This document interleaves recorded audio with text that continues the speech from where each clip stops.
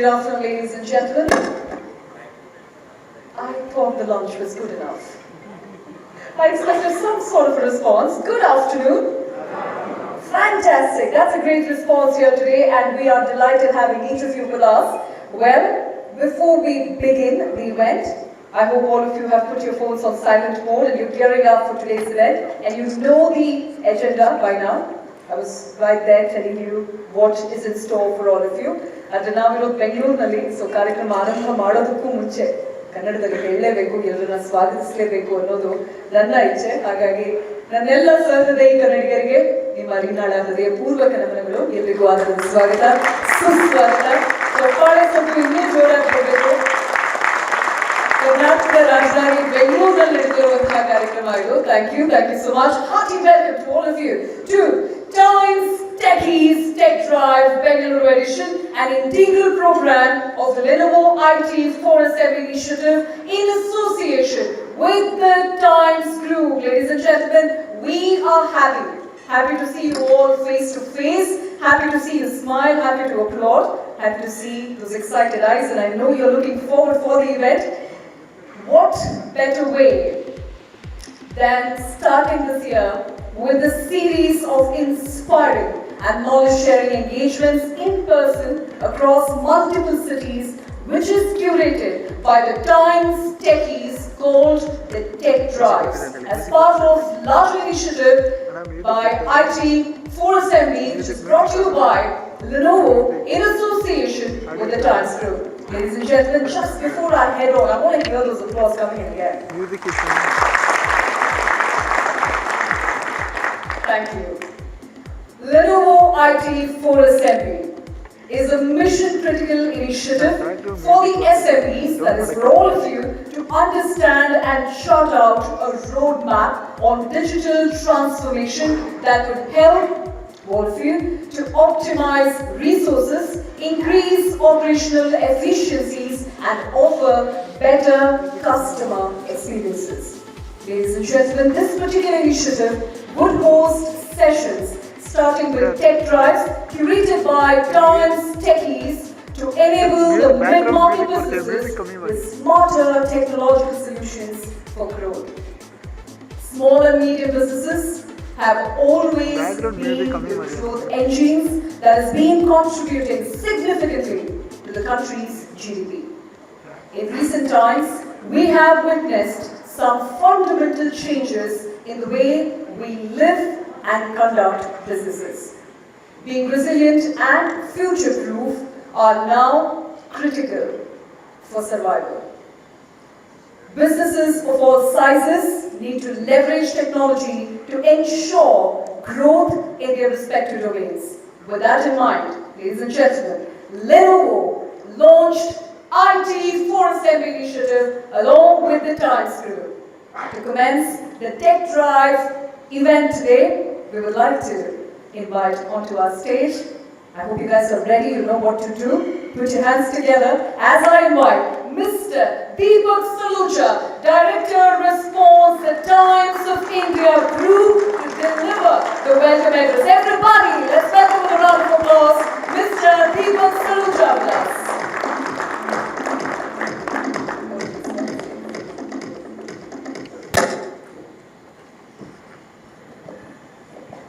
Good afternoon and a very warm welcome to our keynote speaker, Mr. Naveen Tiwari, the founder and CEO of InMobi, a group which has a distinction of being the first unicorn in India.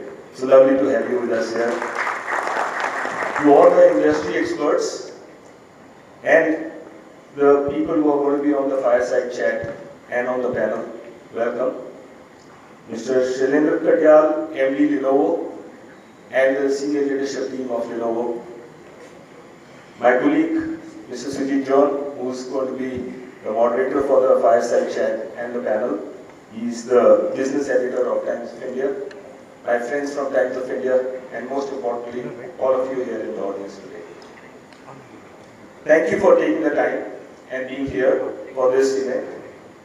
IT for SMB brought you an initiative from Lenovo in association with the Economic Times.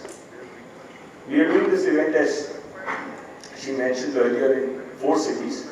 We kick-started this in Hyderabad last month, and we are very happy to be here in Bangalore today. Immediately after this, we will be going to Bombay and Delhi, doing a similar event there. We as Indians actually have a huge aspiration right now to move and leapfrog India from being a developing nation to becoming a developed nation. The goal, near-term goal, is 5 trillion economy, then going to 27 million economy. One of the key players in this journey, who has a huge social and economic impact on India, is the SME sector. As per the latest numbers that I had here, there are about 63 million MSMEs in India in service and manufacturing sectors. They collectively contribute almost 30% of GDP of India. A huge number, and even more to the Indians. 110 million people have jobs here, and it's growing for leaps and bounds. So in aspiration to leapfrog India, it cannot happen till we have a fast-paced SME business booming in India. In the last few years, we've seen some tectonic shifts happening in the business, forcing the business to reimagine their growth and business strategies. The need to have very smart solutions and quick solutions in the market, which is so volatile, has pushed everyone to look at technology from being a good to have in the business to a must to have in the business. Technology adoption has actually helped businesses getting tools for better effectiveness and productivity, and therefore giving them the edge to fight out in this global, highly competitive world. So with that in the context, we have set this session up for today, which is Times Techie, Tech Drive, and IT for SME Awards, which are going to follow later. We have some exciting fireside chats and panel discussions, and I'm really looking forward to it. I hope you also enjoy it and take away learnings from there. Thank you all for being here, and I hope you have a great session. Thanks. And a big hand to Mr. Deepak Saluja for setting the context for the event. I would now like to invite onto the stage Mr. Shailendra Katyal, the Managing Director, Lenovo India, joining us on the stage. Please everybody, let's welcome him with a round of applause. Lovely having you with us, sir. We are delighted. So before we begin your session, we would like to request Mr. Deepak to hand over the memento to you as a token of love and gratitude from our side for the strategic partnership that is built on together for the event. Everybody, let's give a big hand. ಕನ್ನಡಿಗರ ಅಬ್ಬರ ಹೆಂಗಿರಬೇಕು ಅಂತ ನೀವು ತೋರಿಸ್ಬೇಕು, ಇನ್ನೂ ಜೋರ ಕೊಡಬೇಕು ಚಪ್ಪಾಳೆ. Thank you. May I have the memento on the stage, please?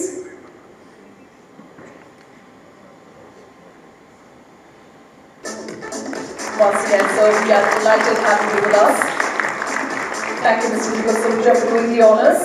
Ladies and gentlemen, let's give a big hand once again for the inaugural address given by Mr. Shailendra Katyal. Over to you, sir. The mic on? Okay. Good afternoon, everyone, and thank you for giving us time on a Friday afternoon. I know all of you will be looking forward Sir, to audio, it, and coming. we will put you in a good Hello? mood for that. Hello? For the next 2.5 hours of the day. Hello. When we were discussing this with the Audio Times ಕಮ್ಮಿ Group ಬರ್ತಾ ಇದೆ. a few months back, ಬರ್ತಾನೆ ಇಲ್ಲ. that as a technology company, how can we help a very important sector, which is the SME sector, to grow faster? And we thought there's no better format than to learn from the experts. And really thank the panel here Audio for ಬರ್ತಾ coming ಇಲ್ಲ. here and showing us the willingness to share their stories with you. Because remember, the unicorn that we celebrate today was a SME like you, not too Audio long ಬರ್ತಾ back. ಇಲ್ಲ. That's the knowledge transfer that we are seeking, and hopefully whatever little we learn from this session will help us as a Okay, technology company also build the right solutions for this sector. So a lot of what I wanted to cover has already been said by Deepak, so it will make me move a little faster. So this is what we should all be very proud and excited about, right? India's decade. And when we live through this change, it's difficult to experience, but once you look back and see the progress that the country has made over the last 10 odd years, it's just been outstanding, right? A lot of things that we take for granted, whether it is social security, number like Aadhaar, or you look at UPI, or you look at 4G, a lot of technology shifts have happened in the last decade, which is now being acknowledged around the world as the India digital stack, one of the most secure and the most, I would say, efficient digital stack that anywhere in the world has got produced. So the foundation has got, and some of this is kind of known, that India has a lot of demographic dividend, a lot of young people who are getting skilled and trying to enter the workforce. And with this foundation of digital stack that has got built, India can now talk about the next decade being far, far better, which is leading to the numbers like 5 trillion, 10 trillion, 25, which seemed like impossible. We were half our size in the last 8 years. The economy has kind of doubled. And a lot of that growth has been driven by innovative companies like my good friend Naveen runs here. 107 unicorns in the country. A lot of money is actually chasing good ideas which are coming into the country. So this is what we still believe. Deepak did cover the fact that 30% of the India's GDP is run by youth. You also create a lot of employment. But also this new age force, the new kind of SME which has come in, is actually showing us the way. That if you started small, it doesn't mean that you will remain small right through the life. Because a lot of technology actually creates a digital access. It democratizes access to a lot of innovation and market access even at a global scale. So thinking small maybe right now, where you focus on innovation, but the fact that you can scale to a much bigger business, not just in India, but globally, is the confidence with which all of you should be facing the world. These are some of the trends that we observe globally in the technology space, and being one of the technology leaders globally. We do have a ringside view on how technology trends are shaping up. The first thing is the movement towards everything as a service. You've all heard about SaaS and then platform as a service, now infrastructure as a service, cloud as a practice. It's not too long in the future that we visualize that everything in technology will be consumption based or as a service. And in the consumer space, we've seen all of us get used to a subscription model on everything, right? That you don't have asset ownership, you are very happy instead of buying a car, what was called Uberization of all services has already happened.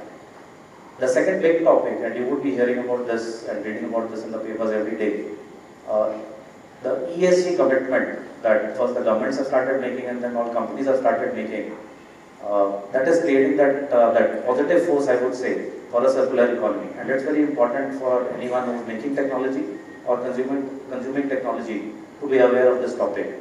That themes like how do you reduce your carbon credit, how do you dispose of your e-waste in the right manner, will create a lot of positive momentum on the circular economy topic. Digitization, we all see that as you want to grow your business to bigger scale, you can't do it without technology being at the core of it. So it's not a nice to do activity. Somewhere unless you are digital at your core, the scaling will be far more difficult, and a lot of traditional companies are facing that challenge, that how they will become more digital and more nimble-footed to compete with the new age startups. I don't need to tell you all this. A lot of this is in the press already in terms of Web 3.0, Industry 4.0, but it's not arcane language anymore. We see practical applications coming in almost every single day. And some of these technologies we do have, using good metaverse kind of solutions which are good industry applications. So something which was more theoretical maybe just a couple of years back is now ready for commercial application. And the fifth point that we do see as a trend, as 5G is getting rolled out across the world, and including in India, next 2-3 years, the kind of data explosion that you would see will create a lot of other opportunities. Now, when you think of this from a CIO, CTO point of view, and you would have a technology function within your company, it is creating a lot of complexity. It is creating complexity at a very, very fast pace. So I'm sure when you talk to your IT team, they would talk about how do we grapple with this change? Should I move to the cloud? Should I come back? Should I have a hybrid environment? How do I manage security? How do I even manage my workforce, which is becoming far more distributed rather than being only in one space? So that's the challenge that we have, and we do believe that there will be a need for more trusted partners to come in who can do more end-to-end solutions for you and not just look at one piece of your IT ecosystem. And that is the transformation that we are going through as a company. We've been around for a long time. Like I said, we are the #1 computing company in the world. Many of you in the room would be our customers with ThinkPads and other products. But last 2-3 years, we've been on this journey for transformation. So everything that you need in hardware is already with us, right? Whether you want a HPC solution, 1/3 of supercompute in the world is driven on Lenovo supercomputers now. We have Motorola as a product, we have tablets, obviously the ThinkPad continues as a strong innovative product that we have. But anything you want from pocket to cloud is something that we can offer to you. Increasingly, we are building a solution capability, right? That if you want to take a metaverse solution, you may have the application, you may have the hardware, jointly can we go and take that to real industry application. That's the kind of solutions organization that we are creating, and as of maybe the last quarter, 10% of our global revenues are now coming from what we call the services and solution group, and not just the traditional hardware devices that we used to sell. And the third part, more critical for India, we take pride in the fact that we've been manufacturing in India for the last 20 years, and almost every product that you want, whether it's a Motorola phone or a tablet or a computer, we can give you made in India boxes. And that's our premise. We'll give you world-class technology, but developed in the delivered in the most local fashion possible. You would be aware of this, and maybe I'm repeating myself. We are a big company. We are $70 billion as of last year, 159 in the Fortune 500 rank. Very respected for our engineering, our supply chain, and our innovation. We've been in the top 25 on the BCG Innovation Index for the last few years. And whatever innovation we've done historically on hardware is the same innovation and R&D capability we are bringing into solutions as well. So thank you for your time. This was just a quick introduction to what the company is today. We are going through a transformation. But as we learn from you on what your business outcomes are and what is the problem you want us to solve, I'm sure me and my team can gear up to give you a much better overall experience and not just the hardware experience that you would have had from us in the past. So with that, thank you and look forward to the panel discussion. Thank you so much, Mr. Shailendra Katyal, to deliver the entire talk and a lot more information on Lenovo India and its initiatives that were taken up. Well, we'd now like to take a moment and invite our next speaker, who's our keynote speaker for the day, and he is the founder and chief executive officer of InMobi Group. Ladies and gentlemen, InMobi Group has global businesses across consumer technology and enterprise platforms. InMobi Glance and Reposo is built and operated on the philosophy of building the best consumer internet experiences from India to the world. An alumnus of IIT Kanpur and Harvard Business School, Naveen founded InMobi in 2008 after a brief stint at McKinsey. InMobi was India's first unicorn and is now one of the world's leading advertising platforms. How many of you recall 2011? We all do. We were all proud Indians, don't we? Ladies and gentlemen, please put your hands together and welcome Mr. Naveen Tiwari, founder and chief executive officer of InMobi Group, joining us here too. So we are delighted having you with us, and the stage is all yours.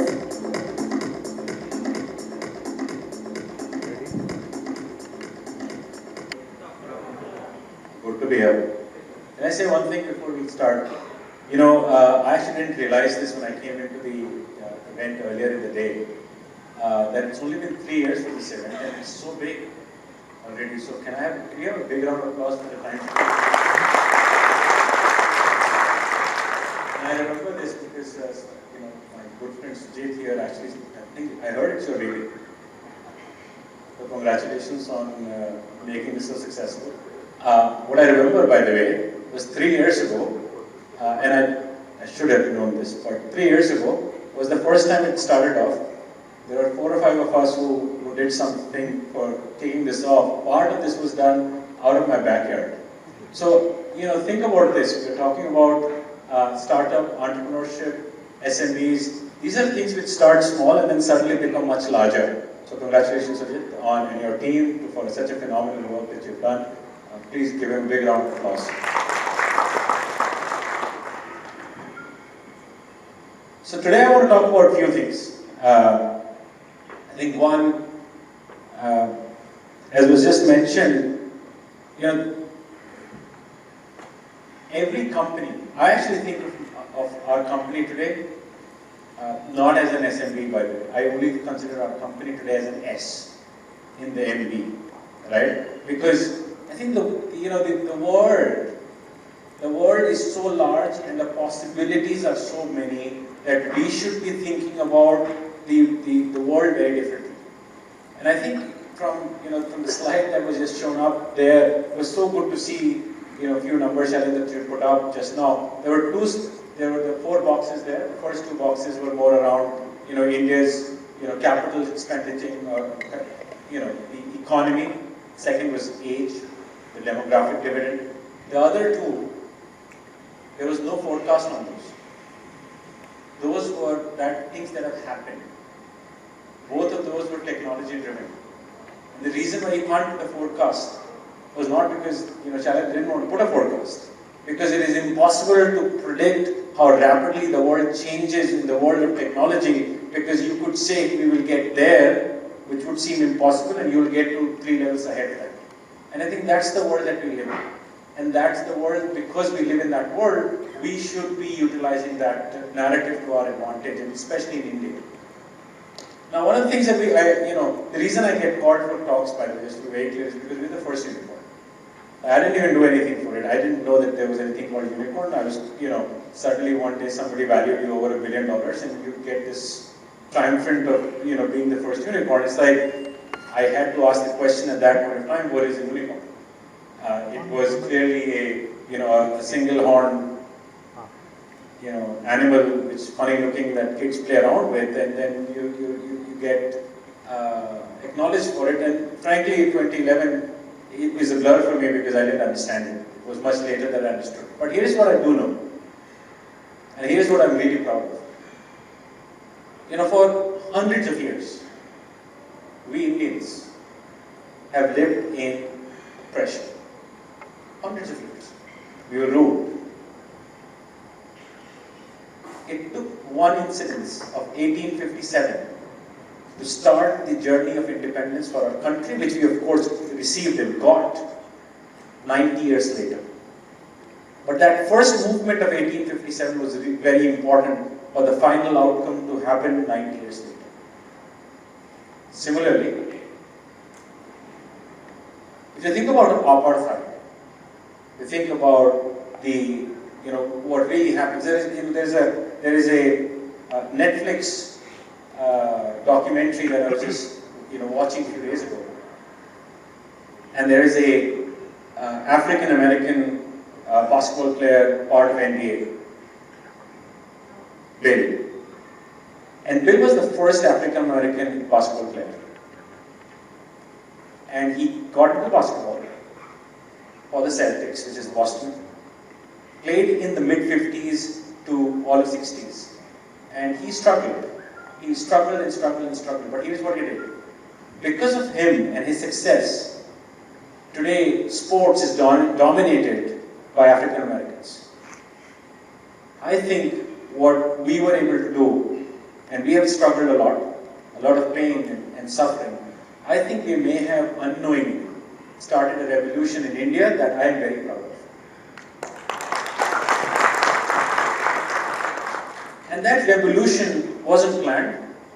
There was at no point of time we thought that we are trying to build a revolution, or that we even have an intention of a revolution.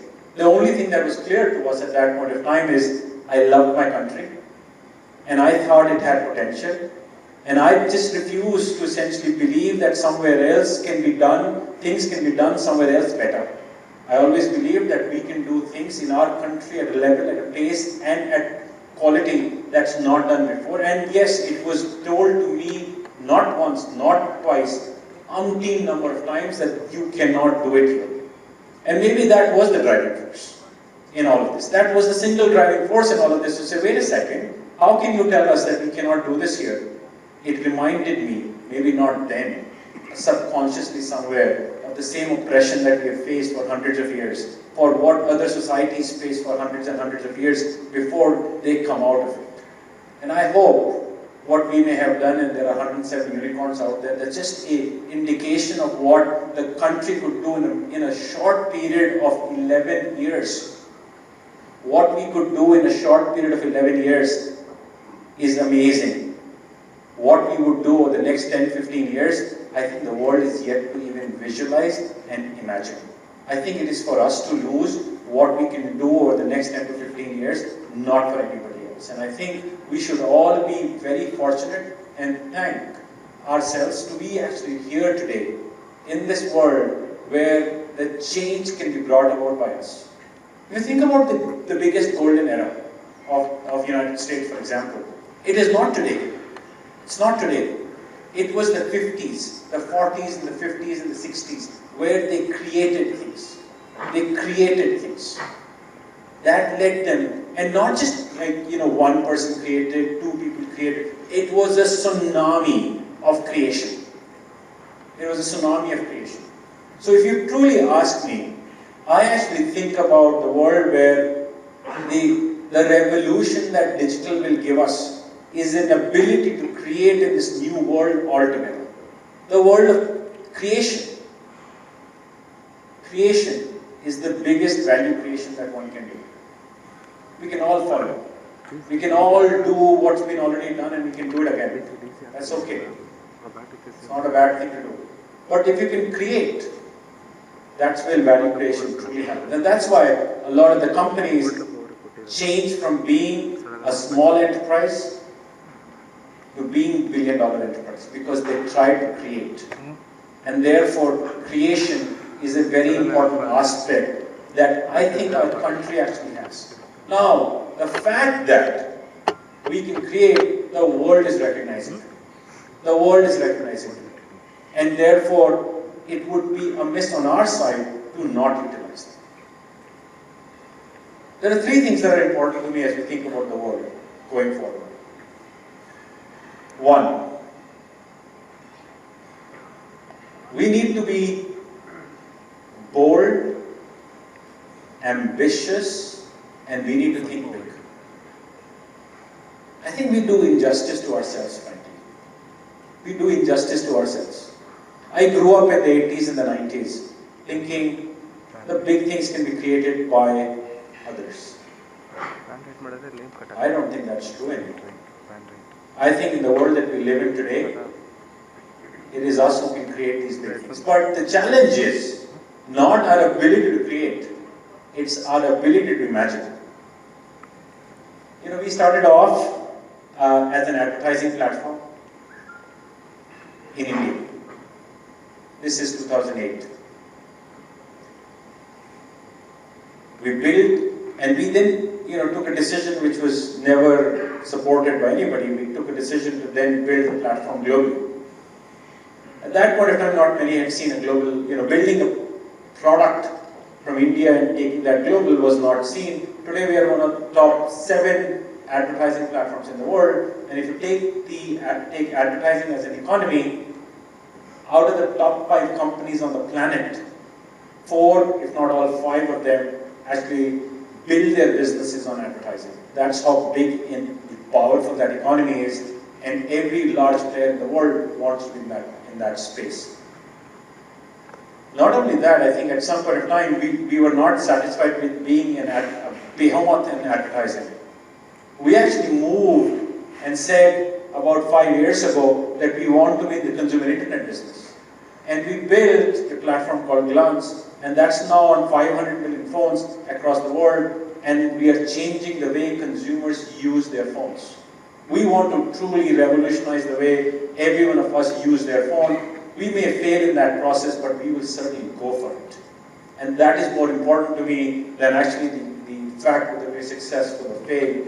But we will certainly go for that, and hopefully in the next year or so, about 1 billion phones would carry our platform called Glance on the phones. Now, to me, at all points of time as a company, thinking big, being bold and ambitious is important. And so one of the things as you think about your world, say, are you being bold enough or not? Are you being audacious enough or not? Because that doing things is anyway hard. Why not go for something big? Your chances of failure, by the way, don't necessarily change drastically if you go for something big. That is a misnomer. Your chances of success, if you are successful, actually give you much bigger results if you actually go for something big.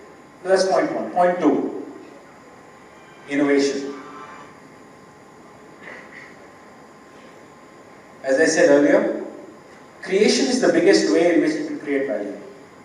Innovation is ingrained in our, within us. We are very deeply innovated. Again, if you go back and you think about what all can be done through innovation, we have an advantage as a country. We have an advantage because we have an amazing amount of talent which is technology oriented. We can innovate faster because we can put more people at the job to try and test out innovation. But it requires you to be bold and ambitious to actually be innovative. If you want to be building things that have already been done before, trust me, your chances of failure are higher because you don't necessarily have a reason to succeed. But if you can build out an innovation on top of it, you would start to see results which are just disproportionate and exponential. And so the big ask in this is to be very, very innovative. Part of the thing that we do, by the way, we build platforms globally. As we build these global platforms, one of the things that is very important to us to be innovative is to create new things. In that creation, we fail many a times. We don't give up. And I think what's been successful for us, and now it has been the fact that we have continuously innovated. We first innovated on the advertising business. We were part of the first generation of new way of advertising. We innovated on the consumer internet, platform with Glance. We are innovating on how the creative economy will evolve. We are innovating on all these three dimensions. The second one, Glance in itself, became a unicorn a few years later. And that, not because we built something because we had something else bigger, is because we innovated. And so the point I'm trying to make is that the outcome of innovation is phenomenally big, and therefore a big ask to think about, are you truly innovating? Because innovators are the ones who see the world that others cannot see. So are you one of those who can see the world that others cannot see? Because if you can see a world that others cannot see, then if you get there, nobody else will have. And therefore you have a huge chance of success. So that's second. Third point is more around, failures. That's a part of life. That's a huge part of life. I remember, about 5-7 years ago, we did our first consumer launch of a platform called Meep. It was very well covered in media. It went all out. We went all out with it. And it was a spectacular failure. It was a public failure, so humiliating personally. That was my first failure, by the way, in the corporate world. And it was very humiliating. It was very hard to kind of come out of it.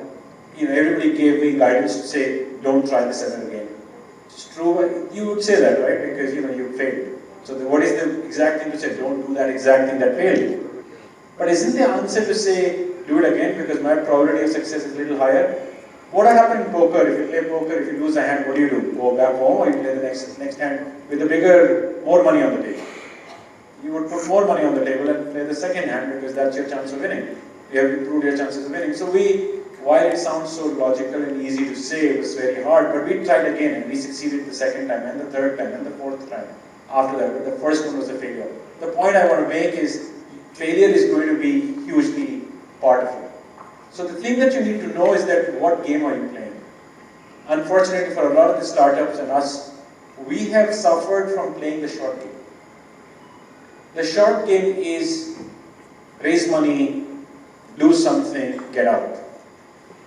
That's not the game. If you change the game in your mind and say, I'm going to play the long game, a game which would basically be, I'm going to build something that will be there 30 years, 50 years, even 100 years, way beyond me, then these things will not bother you. And to me, if I go back to the big vision that exists out there, that we will be one of the top two economies in the world, the opportunity that exists is not for the next 2 years, 3 years, or 5 years. the opportunity that exists is for the next 20 to 25 years. And so if you play with 20 to 25 years in mind, everyone can build hundreds of millions of dollars worth of companies in this room that over the next 5 to 10 years will get created. But you've got to play the long game. In that long game, do not get bothered by the blips. And so, personally, the ambition that I sit with is, of course, needless to say, I'm hugely inspired by where India is and where India will go. Hugely. Earlier, it was exuberance only, or largely. Today, I think it's also becoming reality. It is in our hands to lose that game. It's not in somebody else's hand. You know, there are countries which are basically doing a lot of theft goals here. Great. As long as we don't trip over ourselves, I think we're going to make this happen. I think India, the world is going to run on software written by India. I think the world is going to run on software built by India. I don't think we want to be the back-end writers anymore. We don't want to be in the background anymore. We don't need to be in the background anymore. And I think if you continue to do this, we will be able to replicate a new generation of companies, not in hundreds, but in tens of thousands in the next 10 years. If the last 10 years created 100, and if the path has to be same path has to be followed, it will be tens of thousands of billions of dollars of companies that will get created over the next 10 to 15 years. And so that's the ambition with which I sit, that's the ambition with which I work every day, and I hope India is able to get there over the next few years, and that will be the dream that at least I live with. So with that, thank you so much for inviting me here. It's an absolute pleasure on a Friday afternoon to talk to all of you. Thank you so much.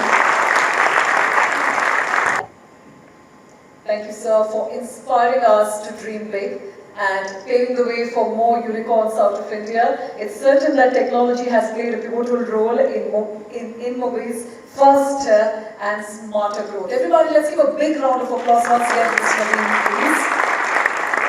I would now like to invite Mr. Shailendra Katyal and Mr. Deepak Saluja to please join us on the stage to felicitate our speaker, Mr. Naveen Tiwari. Everybody, please. Thank you.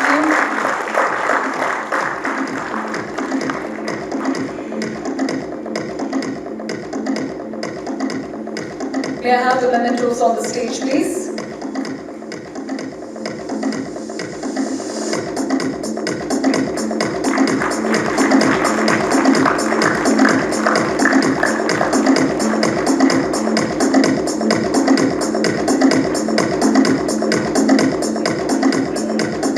Thank you once again, everybody. Thank you so much, Mr. Shailendra Katyal and Mr. Deepak Saluja, for doing the honors. It's time to move ahead, but just before that, I'd like to urge all of you. I hope you guys are tweeting. Are you? How many of you are on Twitter?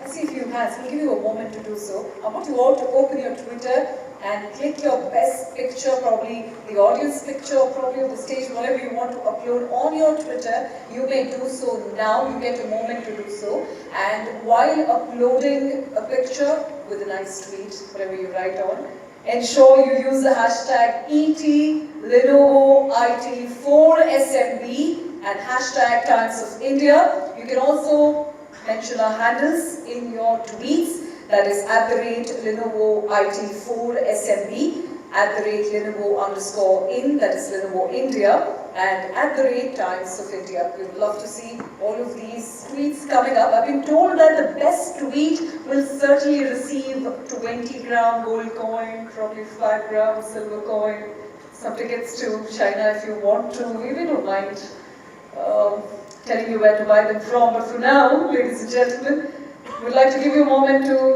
send across your tweets. You may do so. All right, and let me remind you, after the fireside chat, we have a panel discussion. After the panel discussion, we have the awards which will be given away. We want all of you to stay with us put here, and we also have our networking dinner and cocktails that's arranged at level 2, and we urge all of you to join us. I do know some of you have asked for a networking time with Lenovo India team, and Lenovo India team is excited to have a chat with all of you. Well, with that, It's time for me to tell you what else is in store. Coming up next, a panel of people who have really guided the organizations to scale up and also move into category-defining positions in the marketplace. Ladies and gentlemen, these panelists today are those who have been an inspiration for the work they've done, and their invaluable contributions have had an impact on our society. Ladies and gentlemen, as I invite our host and our speakers, I want all of you to hold your applause, and only applaud when I call out their names, alright? We have with us Mr. Sujit Chon, the editor of Times Techies, the Times of India, to host the fireside chat with our esteemed panel. Sujit Chon, sir, please take your seat, is also the Deputy Resident Editor of the Times of India, Bengaluru. He has been with TOI for over 27 years, spending over 22 years focusing on covering business and technology. He launched Times Techies in 2019, which is the content page in the print edition of the Times of India appearing bi-weekly, celebrating technology and those who power it. Ladies and gentlemen, before I tell you what the topic and our speakers are, the man requires a round of applause. I think if something great has to begin, there has to be an initiation, and the over to you, sir. Lovely. With that, please take your seat. I'd like to tell you what the topic of fireside discussion is going to be, that is, technology, a great leveler, enterprise versus startup view. And our esteemed speakers who will join us here today on the stage are Mr. Dilip Chosarai, Managing Director and Chief Executive Officer of Manipal Health Enterprises Private Limited, Manipal Hospitals, an integrated healthcare services system and the second largest hospitals network in India with 28 facilities and over 7,800 beds. He has more than 32 years of experience in various sectors and across functional areas. In healthcare, where he has spent the last 18 years, he was a Group Chief Executive Officer of Care Hospitals, managing a network of tertiary care facilities. We welcome you, sir. Thank you for joining us here today. Ladies and gentlemen, put your hands together now. Our next speaker is Mr. Chaitanya Ramalingegoda, Director and co-founder WakeFit.co. With over 18 years of experience spanning entrepreneurship, management consulting and marketing, Chaitanya serves as the director and co-founder of WakeFit.co, transforming the home and sleep solutions industry. He currently advises startups on various aspects of product, marketing, growth and funding strategies. Prior to WakeFit.co, Chaitanya's extensive experience ranges in managing consulting engagements in North America, Europe and India for Fortune 50 and Fortune 100 clients in the high-tech, enterprise software, R&D and IT services, banking, financial services, insurance and healthcare. Ladies and gentlemen, I know you're excited. I won't hold you up any further. The topic is technology, a great leveler, enterprise, let's call it the big daddy, versus the startup view, which means the young kids on the block, right? We want to know more about digital transformation. I hand over the stage and the entire fireside to our host, Mr. Sujit Chon. Everybody, let's give a big hand, please, to everybody on stage. Over to you, sir. Thank you. Dilip has a flight to catch, so I won't delay this. We're already a little behind schedule. We told Dilip we'll let him off by 3:20. He's kind of agreed by 3:25. So Dilip, let me quickly start with you. Chaitanya, in case we can probably continue the discussion in case this gets a little you have become the second biggest hospital chain in India. You've grown very rapidly. In all of this, in building this business, how has technology played? What kind of roles have technology played? Thank you, Sujit. And before that, for all the people who are silently wondering, what is this guy doing in this forum, and how is he a techie? Let me just say that such is life, I have sympathy for you. So, I'm sure you have a lot of technology to talk about. To begin with, Sujit, that in a startup context like this, or a tech-oriented summit like this, we should remember that healthcare delivery in India is still very much personal. That technology is something which got accelerated in the recent past, but a lot of care delivery is by doctors sitting across with a patient or conducting a procedure. Therefore, when we expand, a lot of that what we look for initially is that our capability to deliver healthcare of the particular kind exists in the place that we can deliver the same standard of care where we go to. But in the last few years, particularly the impetus that impetus may be a wrong word, but the effect of COVID brought in an adoption of technology that we could use for 2 or 3 examples that we could bring in technology for remote monitoring. COVID put in a lot of restrictions on the ability of people to travel in India and also people who come to India from outside, and it created disease progression, and then we had to resort to technologies which still allowed us to monitor a patient from a remote location where he or she could not access care.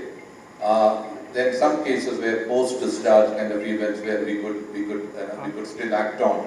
To give an example, that Manipal has a tie-up with Google Health. It's the first in India where we give a Fitbit device to a patient who gets discharged from the hospital.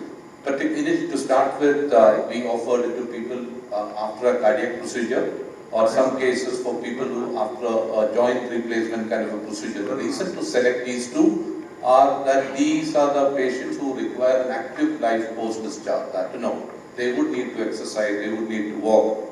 So we use this device integrated with their telephone and integrated on the back end with our system to send reminders to them, say get up and walk. In 15 minutes you have not moved, walk for the next 2 minutes. Nudge them to walk, nudge them to exercise.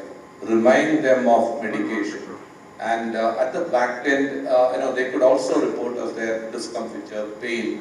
And when we did the pilot for about 200 patients, we found when we compared their outcomes and the recovery rates with the patients who are not on Fitbit, that's a remarkable difference. That's a remarkable difference, and we were able to give the device free. You measure this. We can measure this on the back end, because. Despite what the hospitals talk about the outcomes of a patient, what we should rely on is something called PROM, the patient-reported outcome measurement. A patient is the best person to say whether he or she recovered, have their symptoms been cured. I think that on the PROM basis, we find that there is a significant improvement in this case. So this is one example. I think in the past we would not have thought about it. Patients would not have probably adhered to it, but it is something which we are now seeing live. We are now rolling it across India. We have 28 locations. We are rolling it across. It is available in all our hospitals in Bengaluru. And being a tech-savvy city, Bengaluru has really taken to it. One more example to quickly tell you, Sujit, is that this is again a worldwide organization with the first tie-up in India. It's a company called iSciences, and they have something called a patient status engine. What happens is a patient who's set in the hospital could be wirelessly monitored. Just to give a little context to it, a lot of the time we end up putting a patient in the ICU only for monitoring, not really for an intensive therapy. Which is a waste of resource. Patient end up paying more, to be in an ICU environment when all that he or she requires is monitoring. So we could do it outside of an ICU environment, and this wireless monitoring could give again a dashboard to patient and the doctors. And in the event an intervention is required, we could quickly transfer the patient to the ICU. It reduces the cost for the patient, reduces the dependency on ICU, and those beds can be kept for people who genuinely need them. So this again is an example of how technology. Can you extend it to the homes? We could. Technology, yes, wireless monitoring could extend to home, but at the moment we are a little hesitant about it because when we do it in the hospital, we know he is a few feet away from ICU.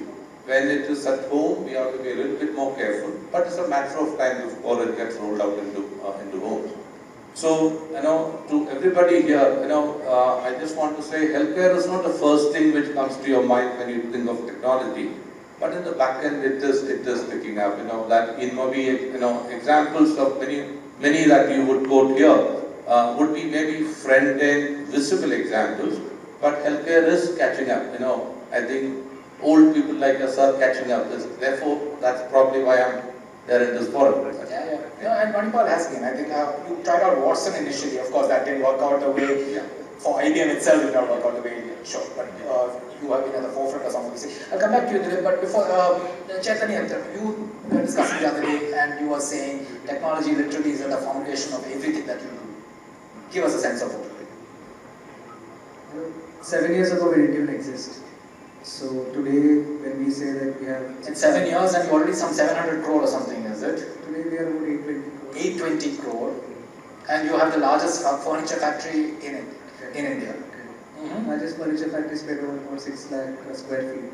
And 2 years ago, furniture wasn't there. And so the company is changing so rapidly that we are all trying to scale and catch up with one and only one thing. What does the customer want? We are not here today because of any capital that we have raised, any brand budget we have done, anything that seems to the outside world that we have done. That's not the reason. The one and only reason is what do customers want and can we deliver it to them as fast as possible. So to do this, every single part of the business is technology enabled. So the production, the factories, the machines that are there, I think earlier Shailendra alluded to Industry 4.0. The designs and machines that we use are exactly that. Highly automated furniture factories, where somebody on the one end just feeds the raw material, and somebody chooses the design to pick from the server, from the cloud, and then feeds the raw material and everything gets taken care of. Similarly, what is the production mandate? What is the stock everywhere? Where is the truck currently? Between the first mile and the middle mile, and middle mile to the last mile, and last mile from the last warehouse to the consumer's home. Where is every single product at any point in time? Can we track it? And on the consumer side, if you look at how the browsing experience itself is different, can Sujit John's browsing experience be very different from your browsing experience? Because what you want, what products you like, what you want to buy, where you're from are all different.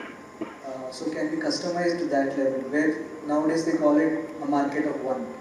You are a separate market altogether because your life aspirations, dreams, everything are different. So you want something, while you would want something else. So that's on the consumer side. So the point I'm trying to make is the only reason we've been able to disrupt and become number 2 or number 3 in India in this space is, and where the incumbents are 40-50 years old, is exactly this. It's just the speed of understanding and delivering what the customer wants. It's enabled you to really be agile on what? In understanding customers, in moving your goods, absolute production, all of that. Absolutely. Okay. Do you think startups that are digitally native like that tend to be more agile than the traditional enterprises? Yes, by nature. And there's only one reason for it. We just have more access to consumer behavior. A traditional brand would work through 3 or 4 or 5 layers of middlemen to reach the consumer. Once in 2 years or once in 3 years, they would commission a Nielsen study or a IMRB study and then base their next 3 years decisions and plans based on that. For us, the consumer interaction is daily. They like a product, they like something that went wrong, we hear it on social media within a few hours.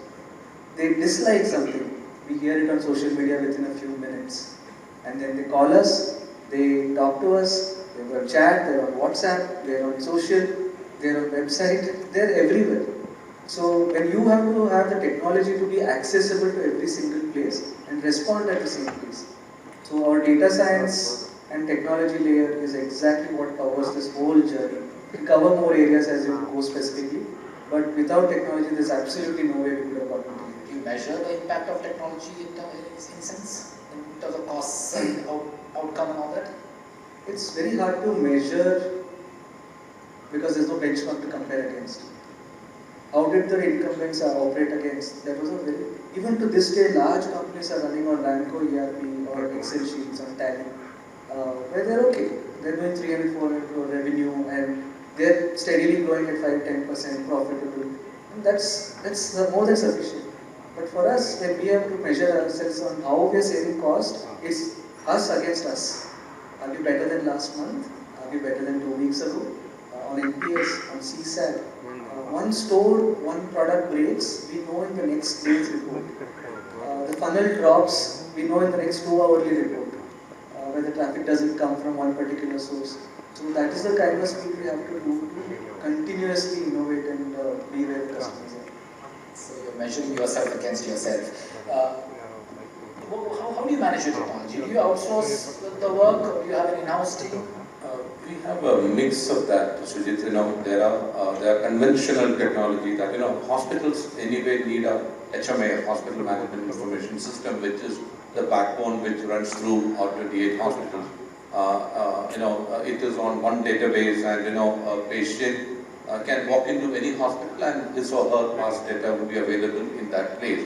So those kind of things are managed in-house, by a team. But wherever new stuff is tried out, and for example, we did need to introduce an app during COVID. Earlier an app was not an expectation from the patients. We had to quickly do one and then keep on adding features, because they would compare that app with any other kind of an app from any other sector. So that was something which is not in our DNA, where, like Chaitanya said, you would need to be agile, you would need to be reactive. We outsource that. We have a lot of people that we work with, small firms, startups, who actually bring in that DNA which does not reside in my system. So I think it has to be, a mix of this. In the last 2 or 3 years, there would be 5 or 6 partners that we have been working with. And I think they bring in that agility, which sometimes the scale prevents us, or the complexity of the business prevents us from inculcating in our own system. And just to take on one thing that Chaitanya was saying, you asked about measurement of return on a technology investment. I think from a healthcare perspective, we would look at it from proxies. 5 years back, a patient used to spend about 4 days in the hospital. We have a metric called ALOS, average length of stay. So 5 years back, a patient used to spend 4 days in Manipal hospital. That was the average. It has now come down to 2.97. So a lot of that is because of clinical innovations, but a lot of that is also about the process innovations driven by technology. And the measure is that what it means is we treat the same number of patients but have an extra day in hand. That our capacity is enhanced 25%, right? So many bed capacity is released. So that is a proxy that we could look at. Like you said, NPS, Google rating, those are other proxies that we would look at, We may not be able to narrow down an ROI on a particular intervention, but I think when we look at all these interventions put together, what it does for the patients, what it does for the larger community, and how it reflects on the matrices that we follow, and eventually what it translates to our PNL, that's the way we would want to do. Okay. Security data that you have is sensitive. Absolutely. Yeah. So what kind of measures do you have? So that is a significant concern, Sujit. Again, 5 years back, people had to come to hospital to access their data, right? But there are now many doors or windows which allows access to our system. That all your apps, which people who use Manipal app, you can download all your data on that. It is verified. But your reports, your trends of your various values, everything can be seen there. So what it means is people are interacting with us, through the app, through the website, through other kind of interfaces. So the access increasing through multiple channels would mean that much more vulnerability. We keep assessing very frequently. We have external partners who help us with it. The VAPT and other kind of exercise which we keep doing, but it's a big concern.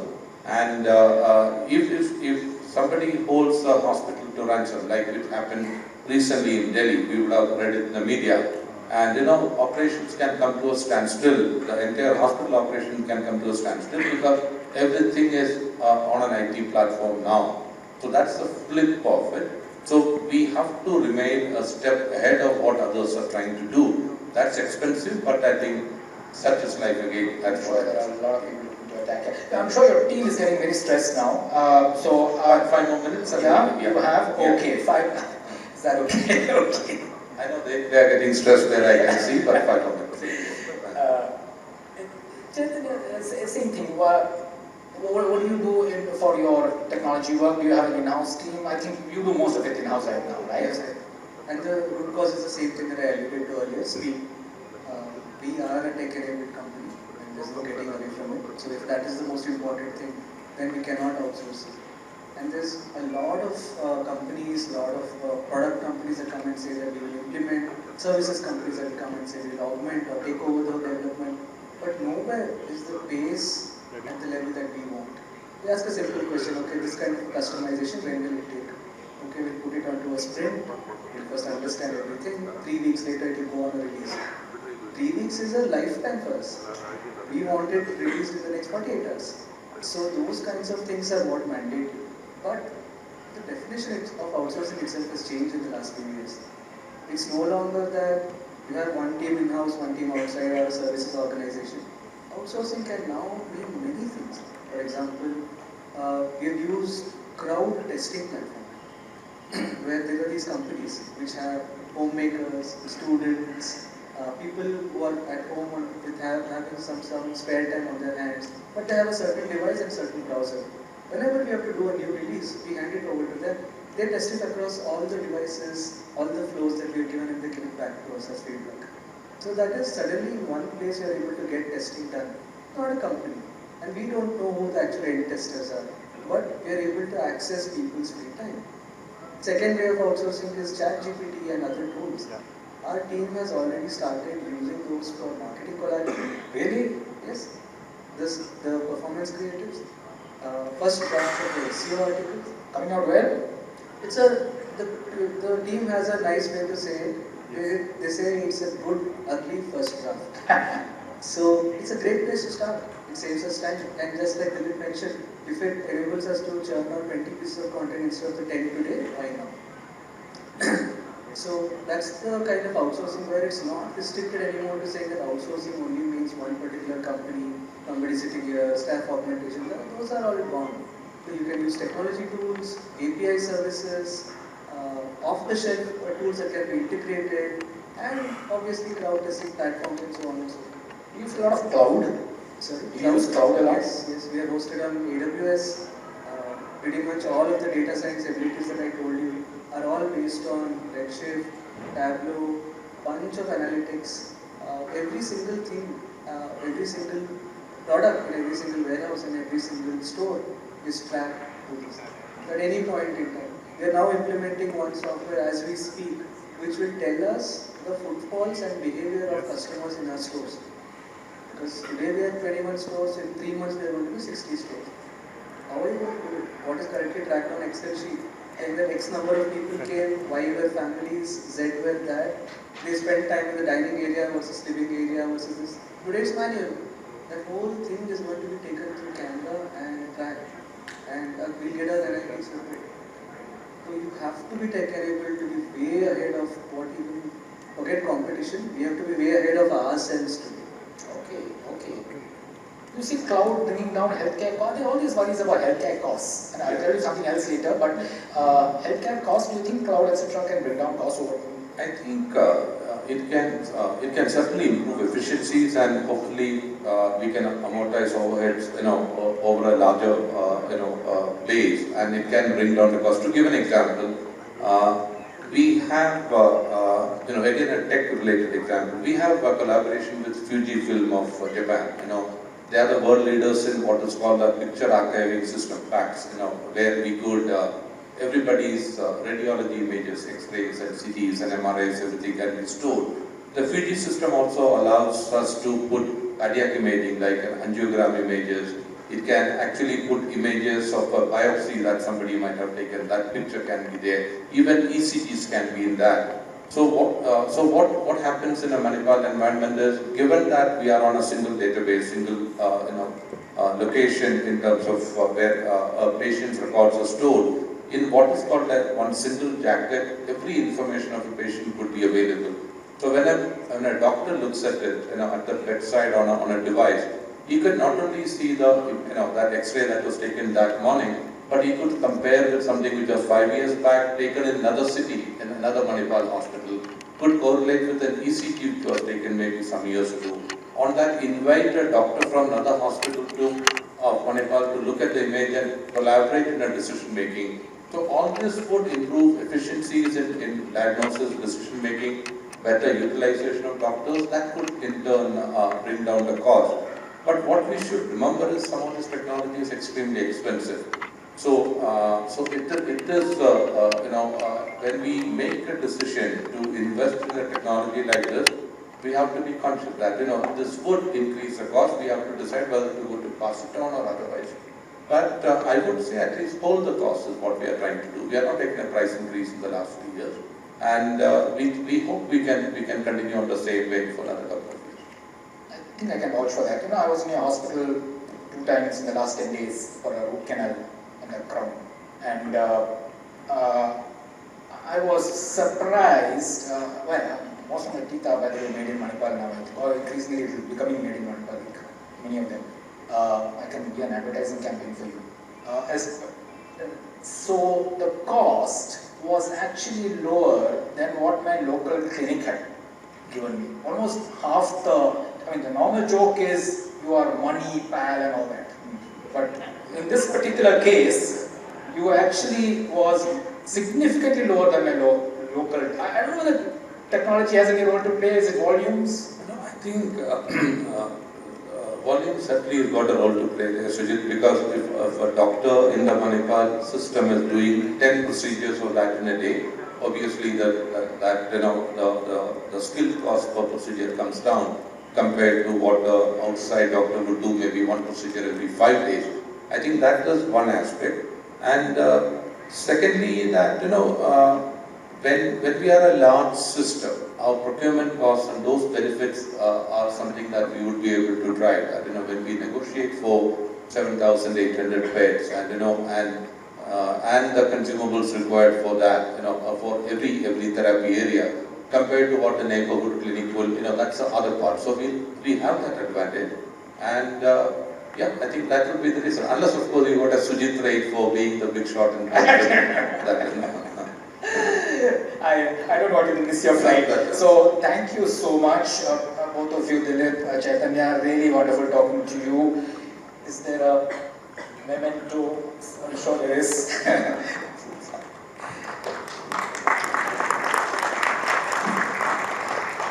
Everybody, a big round of applause to all our speakers and to our host Sujit. Thank you. I'd like to invite onto the stage Mr. Shailendra Katyal, sir. May we have you on the stage to hand over the mementos to our speakers, please. To make everybody smile.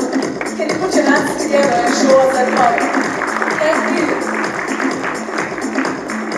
Well, this certainly was an insightful session, a potpourri of ideas flew in, and there were exchanges of ideas, perspectives that were shared. So thank you so much. Once again, a hearty gratitude to our speakers for joining us here today. A big round of applause for Mr. Dilip Jose and Mr. Chaitanya Ramalingegowda. While I retain Mr. Sujit with us on stage, sir, please stay back. You are the moderator for the next session. You mean a lot to us. And thank you. So could you please stay back with us on stage? Gentlemen, moving on quickly to our next session, which is a panel discussion. This is on the topic, technologies to accelerate business growth, perspectives from top tech leaders. Ladies and gentlemen, let me remind you, we do have networking session, that is post-event, post-awards, and all of you are requested to join us at level 2, and I stand corrected. What is arranged for you is cocktails and the snacks. So let's join together there. Meanwhile, let me take you through who our speakers are for the panel discussion. Ms. Srividya Srinivasan, who is the co-founder and Chief Customer Success Officer, Amagi. I'd like to hold you on for a moment, ma'am. Ladies and gentlemen, Ms. Srividya is responsible for cloud product and cloud deployments at Amagi, a unicorn company. Srividya is one of the few women entrepreneurs in the broadcast technology industry to have successfully conceptualized and introduced pioneering products for global markets. At Amagi, Srividya plays critical role of advising global clients on suitable cloud deployment architecture and designing custom solutions. Ladies and gentlemen, it's now that you can put your hands together and welcome Miss Srividya Srivastava. Let's welcome her with a round of applause. She belongs to the broadcasting world and I belong to the sports broadcasting world, and I'm very delighted to see you here, ma'am. Hearty welcome. Thank you for joining us here today. Our next speaker, ladies and gentlemen, is Mr. Kirti Varun Avasarala, who is the Chief Product Officer, Meesho, joining us here today. It is an e-commerce unicorn. We do know Meesho, and I'm a user of Meesho. I do know what it holds on to. The e-commerce unicorn with over 125 million monthly active users. Previously, Mr. Kirti was Director of Product at Flipkart. He led product management for multiple strategic growth product lines. He has also worked at McKinsey Company and focused on advising clients in the financial services sector. Ladies and gentlemen, please put your hands together for Mr. Kirti Varun joining us here today. Welcome, Mr. Kirti Varun Avasarala. Lovely having you with us. And our next speaker is Mr. Rahul Sasi, co-founder and chief executive officer of CloudSec. He is the youngest member of RBI's digital lending company. He's been invited to speak in over 22 plus countries as a domain expert. Previously worked for Citrix and iSight, and which is now acquired by Google Cloud. Hearty welcome to you, Mr. Rahul. Lovely having all our speakers with us, and I now hand over the entire panel to you, Mr. Sujit. Let's give them a round of applause, everybody.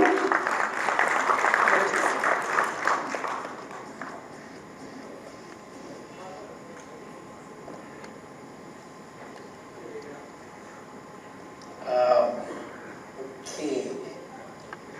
Start off. Tell me, which are the technologies that you use the most? Srividya's done.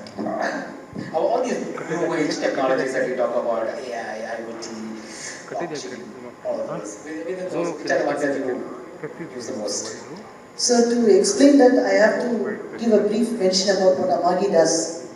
Amagi is a pioneer in cloud-based video technology solutions. If today you open an OTT platform, the assets that you see, the videos that you see, are getting delivered by Amagi. It could be video on demand or it could be linear channels. So I'll give you an example of technology that we use. For example, many of your customers have live events. It could be sports matches, it could be newscast. Sometimes for these live events, not just for the events, but for the whole channel, linear channel which is running, then they need to provide closed captions. So if you see Closed captions are like subtitles which come in. So if you see normally what people do is that there will be a director who will actually, a subtitle director who will keep typing in the subtitles as the event happens. It's a very expensive proposition. So in countries like US, Latin America and others, this subtitle people are using automated solutions. For example, we use two solutions, Google Speech to Text or Amazon's Transcribe, by which automatically, as the event happens, it converts the audio to text. And yeah, we are 90-95% accurate. And we can still augment it with the dictionary. For example, let's say an event is happening or a match is happening. I would just give it the players or the venue and so on. With the exception of that, it's 90-95% accurate. In fact, we use it for English, we use it for Spanish, we use it for multiple languages. It's beautiful. You all might have seen it, right? In Google Meet when we all use it. It gives us the closed captions. It's damn good. So we use that, for example. That would be AI and all that. Yeah. What is that? AI? That is an ML-based technology. That's an ML-based technology. And then we ourselves built an automation for figuring out the places where you can do ad markers. So for example, if you watch a video on YouTube or any of those, at some logical points you hit ads, right? So that today is done by a human. Now we built the software using some of the technologies like TensorFlow and all that, by which we automatically identify the points where it can be done, so no human is involved. So this is something that we use, and we use lots and lots of data analytics platform. I think previous speakers were mentioning about ChatGPT. I've seen a lot of Amagi employees just compressing the code into ChatGPT and asking what's wrong. And it will tell the answer. So to that level, it's damn really good. In fact, there are situations wherein, let's say, that we're all watching the World Cup football, right? Tell me the important moments of the game of Messi. It would just give it, right? And we can augment that information and create the highlights of it.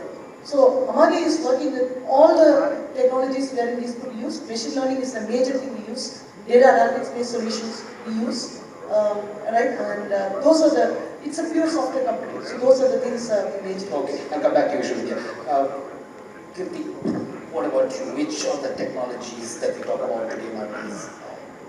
Yeah, I think we are an e-commerce company. So just for context of people who may not be aware, Meesho is, I think, among the top 3 e-commerce platforms in the country. It's like an e-commerce destination for Bharat, as we call it, so tier 2 and beyond India. And we have close to 130 million customers. So that's sort of what Meesho does. And I think in our context, e-commerce obviously is a very complicated product itself, right? With multiple parts of the consumer journey, two-sided marketplace, sellers, customers, and so on. So if I talk from a technology lens, I think the biggest technology that we use for multiple business problems is AI/ML. I think that's very, very big, and I can talk about how we use it, but that's one. Second, cloud is again the other one that we use a lot, and then data analytics. These 3, I think, are the most important things that we use. I think the place where we've innovated the most is in AI/ML, especially around solving different kinds of problems for customers, for sellers. So I'll just maybe give examples of a few. I think one of the biggest problems to solve in e-commerce, especially if you're a e-commerce platform that hundreds of millions of people use, the preferences change a lot, right? Which means that what one customer would like to buy versus what somebody else would like to buy is wildly different. And in Meesho's context, it's even more complex because we are a long-tail, unbranded marketplace, which means that any item that you see on the platform that a customer would like to buy, it wouldn't have a brand. And we sell fashion, home accessories, a lot of electronics and so on. So figuring out what to show to a customer versus somebody else. Searching is difficult in that case, no? Yeah, search is difficult, and also we have evolved to become a more, as I would call it, discovery-based e-commerce platform as opposed to a search-based e-commerce platform. So typically if you go to other e-commerce platforms, you know what you want to buy, you'll search for it, you'll find it. It's easy to search because it's also branded. Whereas here I think it's more of customers coming and seeing what is available by browsing rather than searching as much. Which means that our ability to show them what they would like is the thing that really drives conversion. And that's where I think personalization, AI/ML come into play. So if you look at the Meesho app, I think almost every part of the app is deeply personalized. Right? So what you would see as a customer on the home page versus what I would see is very, very different. And that personalization has many layers to it. I think the most basic layer is things like category affinity, what did you buy last time, and so on. But it goes much deeper. So there are demographic signals which are static in nature, like are you male or female, which part of the country are you from, and so on. But there are a lot of dynamic signals, right, which is what did you view in the last 5 minutes. Also determines what you will see in the next 5 minutes. Right? So a lot of customer interaction data, clicks, views. You can also share items with your friends. Share also is an interaction.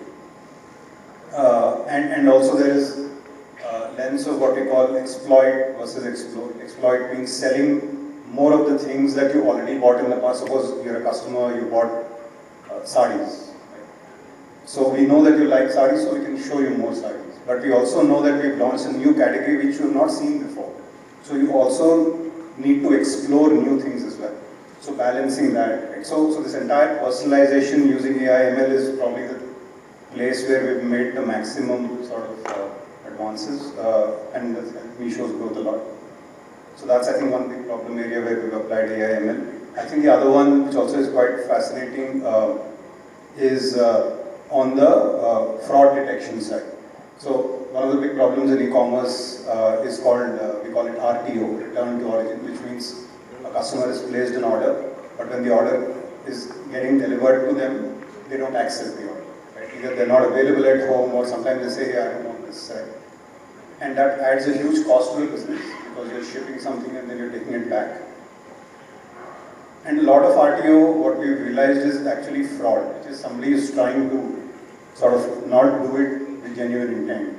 So a lot of AI/ML investments have also gone into Deliberately trying to create problems for you? Are they deliberately trying to create problems for you, or? So sometimes it's deliberate, sometimes it may not be as well. So for example, there will be sellers who are basically with the fraudulent intent shipping, placing the order themselves and then trying to sort of not accept it. Sometimes it's also genuine reasons, like especially if you go to the interiors of the country, a lot of the addresses are not very clear. Right? It's almost like next to this tree, this is a house. Right? So there's no landmark. Right? So people in the app also fill up addresses which are impossible for us to understand. So there are a lot of those kinds of problems. So what we've done is to build again a lot of intelligence on figuring out what types of addresses are genuine versus not. What types of customers are prone to doing fraud versus not. So a lot of intelligence, again, AI/ML has gone into that. So that's another big problem area that we've applied to. So these are the two big areas, but there are many such business problems where I think AI/ML is something that we've utilized quite a bit. Okay, I'll come back to you quickly. Rahul, same thing. AI, I guess, is big for you as well. Yeah. So one of the tools which I use the most in the last couple of weeks is something we launched ourselves. By the way, how many of you know how many apps you have installed on your phone? The number of apps. It's 10, 20. Do you know the number of apps you have on your phone? A vague idea. Right? And if you think about it, each of these apps have access to some amount of information on your phone. Some of them have access to your gallery, some of them have access to your SMS, some of them even have access to your emails. Right? Now, we just launched a tool. What it does is, it tells you the security of every app that is installed on your phone, which basically tells you, app developers, how much effort they would put into delivering security for each of those apps, and give you a rating and a full report. And we launched this just 2 weeks back. The most interesting thing is it's completely free. So this is it's completely free. This technology, what you launched, is completely free, because the amount of fraud and data leaks and cybersecurity incidents are just going crazy, right? You need free tools and tools to actually tackle many of these threats. And because you said fraud, right? We work with one of the largest e-com company in the world, and specifically when it comes to India, none of the customer support numbers which you search online are the legit numbers. The scammers have put hundreds and thousands of fake customer care numbers online. So you go to Google and search company name, customer care number, what you get is the fake customer care number. And people end up calling those numbers and they get scammed. This is just one of it. I do that all the time. I do that often. Yeah, well, lucky that we have taken on the call. Yeah. So one of the things we do is we monitor a large amount of sources on the internet, primarily to look for fraud that can impact our customers. In terms of e-com company, a fake customer care number would be the one. One of the things we observed is a large electric scooter manufacturer. All the websites which is supposed to, for people to register EV, send what do you call you can have your own dealership, right? You go online and then fill up the dealership page, and then you pay a certain amount of money and you become a dealer. Now all the dealership websites put up for one particular manufacturer are fake, and the scammers were getting 3 to 5 lakh rupees they're scamming per person 3 to 5 lakh rupees in the pretext of a fake dealership. And of course, this money is supposed to be going to the legit company, but it actually ends up in the hands of scamsters. Now, what is happening now is, as of today, all the scams are done by humans. Bad guys sitting there, creating a website, creating a fake customer care number, etc., etc. But in the future, with ChatGPT sort of systems, these threats would not be created by humans, but by a machine.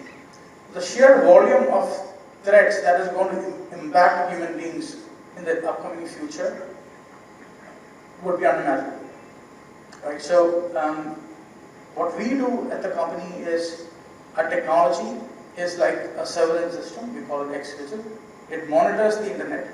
It monitors every nook and corner, trying to read as much as information on the internet, come back and say that this is a threat that is impacting this particular company. And you know, while we sell it, we take a lot of pride, because a lot of activities we do is in the end making people not lose their money. So if someone has lost money, well, we fail there. If someone has saved money, we are able to help mitigate it. There's a lot of AI that you use, or ML and all that. It's the same way like the ChatGPT works, but we go to the internet and collect information and analyze it. Right. Okay. I just want to ask all of you, I think cloud, of course, must be really important for Amagi and for Misho, right? We had a conversation, I remember, with Bhaskar long ago, your co-founder. Cloud is the reason why you become so successful, if I'm not mistaken. Yeah? Yes, that's right. What is it? So basically, to give a small history, right, including, I think, Times Television Network, I have visited several places where they do broadcasting. And before Amagi existed, there used to be huge rooms like this, where they had the hardware machines, or they would outsource it to other companies who do the playout, right? And these are like huge machines, and to manage them, they'll have a huge task force, like an IT team and so on and so forth, and they're super complex and expensive to manage their broadcasting chain, it's called. So, why is cloud important? Is that we came from a different world. Before doing Amagi, we were building software for mobile phones for wireless music. So when we looked at this broadcast industry, we looked at, why are these things so expensive, so complex? How can we make it simple? So we built a playout engine, a video playout engine on the cloud. Of course, we built it on the cloud because we couldn't afford to buy those machines. So we just built it using public cloud, and we demonstrated how the whole thing can be done. And we started telling all our customers, saying that, hey, you can launch your channels directly from the cloud, and you don't need a single piece of equipment, except for the cameras, where you're actually taking the live events. You don't need huge broadcasting equipments for creating subtitles, for inserting graphics. All of those are not required. People listened, but they did not move. Slowly, the innovation came as a visionary company moved into Amagi, and then slowly practical companies moved into Amagi, and slowly the thing moved. But Amagi wouldn't have existed if not for cloud broadcast, cloud playout, right, or cloud delivery. And that's what actually made us a unicorn. And today, Amagi runs more than 5,000 servers for our customers worldwide. All the customers broadcasting that we do, be it a linear channel or be it what delivery happens on the cloud. We actually telecasted Olympics Ultra HD for our customer from the cloud. So, can you estimate how much costs came down for your customers with all of the cloud? I am 100% sure that they saved at least 2/3 of their cost of what they were originally spending. And more than that, when COVID came in, people really realized the power of doing things remotely by operating from the cloud. This is one of the reasons why we felt that, in fact, we even recommended to some of our Indian broadcasters, including the groups that we're all popular with, saying that there is no need to have a production control room, wherein, for example, let's say an event is telecast like this. There will be a production control room wherein this signal will go, then the studio signal will go, several signals will be merged together, and a picture-in-picture will be created and will be telecast. We actually explained how that can be built on the cloud. So we are working on those cutting-edge technologies by doing it on the cloud. Cloud need not be only public cloud, it can be private cloud, it can be Lenovo cloud, it can be any cloud, doesn't matter. Cloud just means a data center which is not physically located in the place where you have to be. That's all it is. Private cloud is also fine. That's right, it does that. Cost-wise? Cost-wise, it will work out the cheapest. And there are a lot of broadcasters or even other customers who would feel the need to keep the things private. And if they need to, they can still do it. I'm sure this also. Are you totally on the cloud? Yeah, and because we're an e-commerce company, I think the amount of data, etc., that gets generated, especially at a large scale, is pretty huge, right? So for us, it's more about leveraging cloud solutions and leveraging cloud providers, because that getting into the business of running cloud is not something that is core to us, right? So for us, we are on the other side, where we want to leverage cloud service providers, and that's sort of how we look at it. And in simple terms, like I think Vijay was saying, it's more about fixed versus variable cost, right? You don't want to sort of run the hassle of maintaining data centers, sort of incurring the fixed cost. You want to be able to ramp up and ramp down. So you want to variabilize the fixed cost that used to earlier exist when people had all these on-prem sort of setups, right? So very clearly, I think moving to the cloud and using a cloud service provider is something that we have done and makes a lot of sense for us. If you have to do something very customized and all that is possible, not a big deal. I think where we are in terms of the innovation in cloud technology, now almost everything is possible, right? So especially when you operate at a big scale like Misho does, I think all of the cloud service providers are more than happy to sort of offer as much customization as possible, because for them this is the core of their business, and for us this is not something that we want to break our heads on, right? So it's sort of win-win on both sides. Okay. Rahul, how do you operate? I can't call my company CloudSec and not be on the cloud. So we are a cloud first company. One of the beliefs, the reason why we name it is important is that I believe eventually everything is going to the cloud. Yeah. Right, everything. And if you go to a lot of government organizations today, they are very, they're not so much into going to the cloud. They would say, I want an on-prem solution. But think about it, right, as of today. If you think we are the ones who are only using cloud, in fact, everyone in the audience is actually using the cloud as well. You use Facebook Messenger. The data, what is cloud? In the end, someone else's computer is where you store your data and process it. A Facebook Messenger stores all the data on their server, which is actually the cloud, right? So in the end, cloud is basically something which you don't own. It's basically outsourced in form of storage or computation, right? A cloud, Amazon or Google is more of an infrastructure where they provide cloud as a solution. And the reason I think everything is going to the cloud eventually is because for these trends. But if you think, in the early days, my mom used to make the curd at home. She never used to buy. Today, she has outsourced that particular thing, right? See, eventually humanity and human beings have the tendency of outsourcing things which would make their lives simpler, right? Everything else is empty. So the future is always going to be cloud, where we'll put more trust there and eventually go there. Okay. You yourself are often a target of attack, I hear. Yeah, absolutely. Yeah? Yeah. You have been able to stop them all? So I think the interesting thing is that when now you're given the responsibility to a third person to manage, X, Y, Z, there's always a risk. But that risk is also there if you are managing it. For instance, one of the security issues we ourselves as a security company faced was we had an attack on our company, right, which is very frequent. Being a cybersecurity company, people like to poke on us. One of the successful attacks was actually we use a software called Jira. Jira is it's a program management tool many companies use. The credentials of that was actually available on the dark web.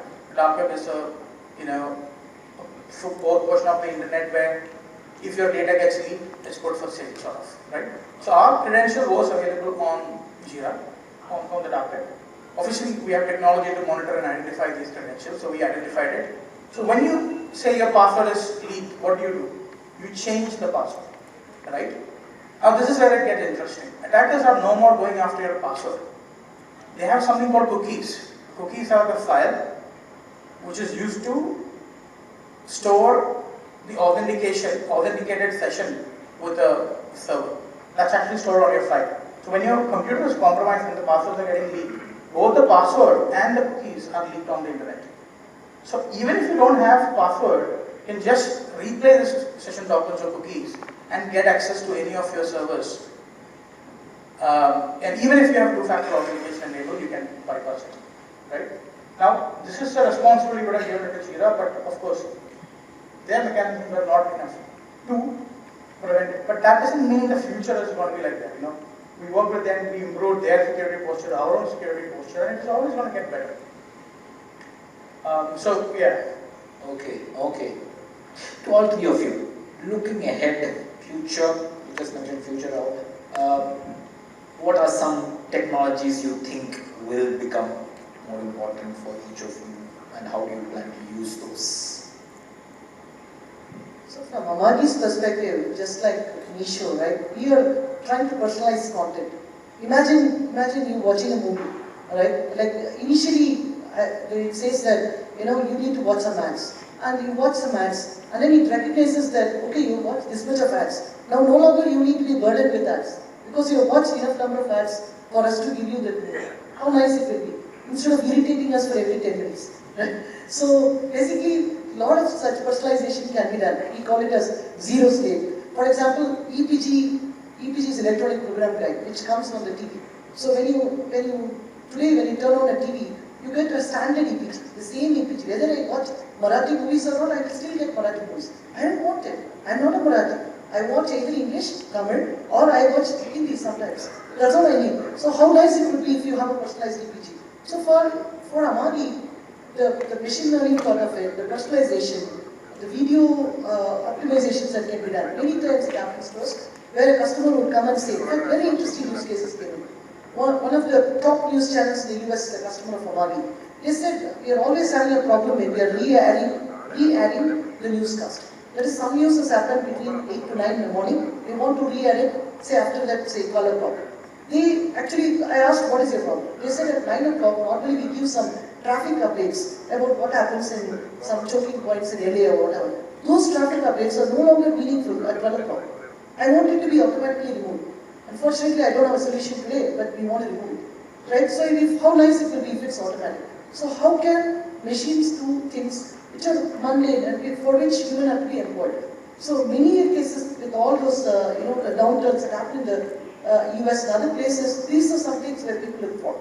People actually wanted an automatic scheduling system which would schedule their linear channel for 24/7. Amagi provided the solution for it using machine learning. We've taken a look at 5 years of their data, 5 years of their schedules. Based on that, we understood what kind of genre of programs they play, and then we suggest to the scheduler, this I think is a schedule which you might be interested in, and the scheduler picks up some of those, and based on that, the channels could be scheduled, the linear channel.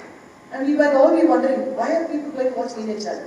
Do you know what happens? When we all go back home at 8:30 in the night, when we are so tired, we don't want to go and search and figure out what to watch. We just want something to play.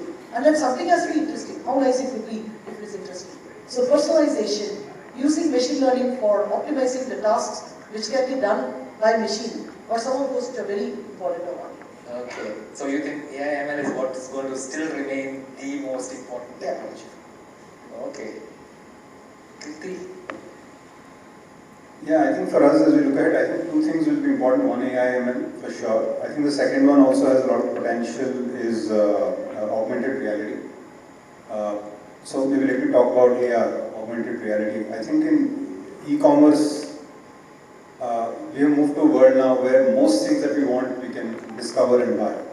But the critical angle that is still missing, which sort of is limiting the adoption of e-commerce to the extent it can be, is some version of a little bit of the touch and feel and seeing how something looks in your environment versus just looking at an image of it, right? I think that's sort of where the AR technology comes into play, and I do believe that if we have to increase e-commerce penetration in some categories, for example, like furniture, even in beauty, right? some of the personal care kind of items, and even some aspects of fashion where you want it to be much more bespoke, customized, you wanted to see how it looks on you, right? So all of these types of categories which we typically call high involvement category, where you want to be very, very sure on how something either looks or works, etc. Before you make a decision to buy. I think those are the places where AR, I think, is going to be. Where are you today on that? Where are you today on AR? And also, how good is the technology?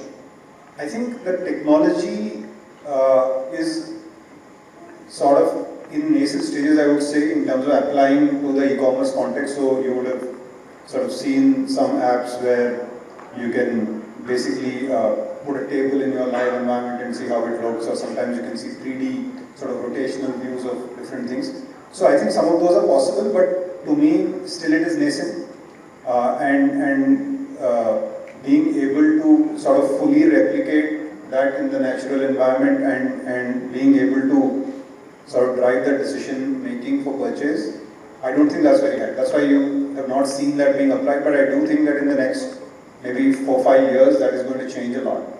So that's a technology that we also sort of have started to invest in. This is what will eventually lead to the metaverse and all that, is it?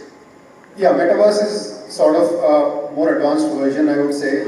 Metaverse is more of, I think it's not really AR, I think it's a different version of VR, virtual reality. So it's more of the digital avatars of people sort of getting together and doing different things, right? Like a meeting or going shopping together virtually. So it's sort of doing the activities that you do in the real world in a virtual world, right? So it's more extension of VR, whereas AR is more of sort of replicating some digital object in the real world, and then you see how it looks, feels, etc., and then you make a decision, right? So it's slightly different, but I think both of these, I think, will evolve a lot.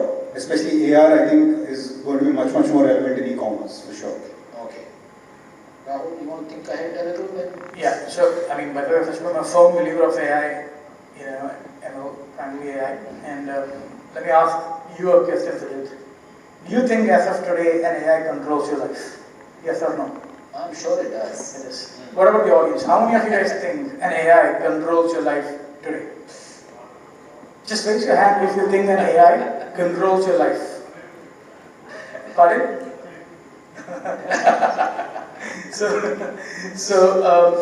See, today, you travel from one place to the other.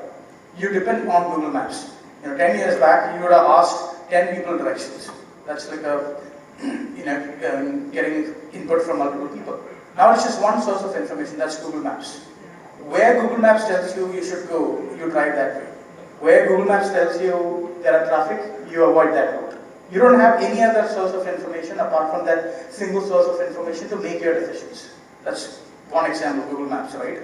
It's a technology, eventually this technology is going to decide where you should drive.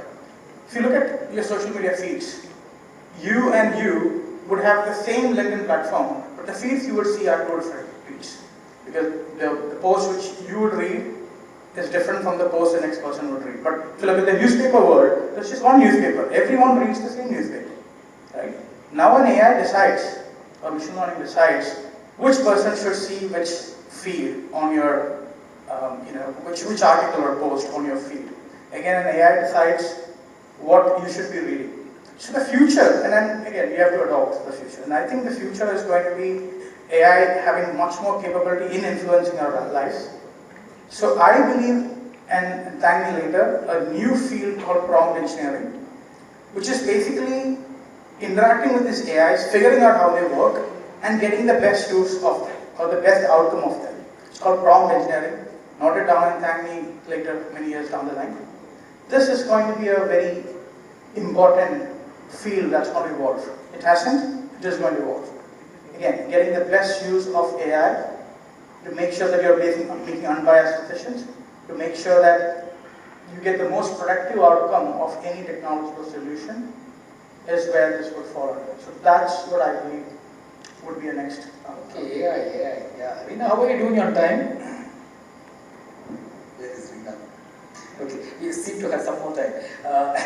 Metaverse, are your customers asking for things like AR, VR, Metaverse and stuff? In fact, I just realized that I wanted to talk about it. So recently we did one, I would say, a prototype or an experiment wherein we bought Quest Pro. I don't know how many of you have seen the Quest Pro devices. Quest Pro is a device which is launched by a Metaverse company, and you can wear it on your head, and then you can get into the virtual world. And the way in which we used it is, the moment you wear it, we have a lot of interesting things like a game wherein you go through a roller coaster ride and you really feel it in a roller coaster ride. Those are for understanding how it works. So how the way in which we used it is, I can get a large screen in front of me. The screen does not exist, but to me it looks like a large screen. Now imagine such a large screen being present, and I can augment it with any video that I have. Now imagine if you go to TV channels, stations, or any of those, right? You see large number of rectangles where different feeds are running. So we wanted to give it to our customers, wherein you can have, it's called as a NOC, Network Operating Center for a broadcasting company, wherein all the feeds come on that virtual interface. So your imagination is the size of the screen. I mean, we literally tried the experiment. We actually gave it to our customers and they just loved it. So virtual reality is something that definitely will augment the way in which we watch content, the way in which people monitor content, and how some of these are even transmitted. Similarly, gaming, interactive gaming based content creation and interactive gaming based events are also something that we are seeing, and these two are there for years, I think. Okay, interactive gaming, absolutely. That's another area that's becoming so important. So, I'm sure we are running out of time, but to the audience, a lot of small entrepreneurs and some advice to them on how important technology is and what kind of technologies they should focus on. I think if you just zoom out a little bit and see what's happening in the world, I think in the sort of last few years, just the relevance of technology has increased a lot, especially with the pandemic. While we are now, seems like we're out of the pandemic, but a lot of the habits that the pandemic got us used to in terms of getting sort of more digital in our habits and also getting used to the virtual world. All of those, I think, have just increased the relevance of technology, and I think now everybody knows that this is sort of how the future is going to evolve towards. So just being tech savvy, irrespective of how young or old you are, I think is probably the most important skill everybody should build. Right? And typically in the past, I think people who were in roles that required them to understand technology, etc., were the people who did. But now I think, irrespective of what role you're in what company you're in, I think this is tech savviness, tech appreciation probably is the skill that everybody needs to have as we look ahead. I think that's one. In terms of just the kinds of technology, I think we've had conversations today about different things, but to me again the most important one which will revolutionize almost everything is AI/ML, because just the broad nature of its applicability and because of that it trumps everything, whether it's cloud or AR, VR, everything else. I think AI/ML is the one which will trump purely because it sort of can create value everywhere, right? So that is probably the place where a lot of innovation is going to come from. We've already seen innovation, but I think it can just go much bigger. I think that's sort of one big area to sort of keep in mind.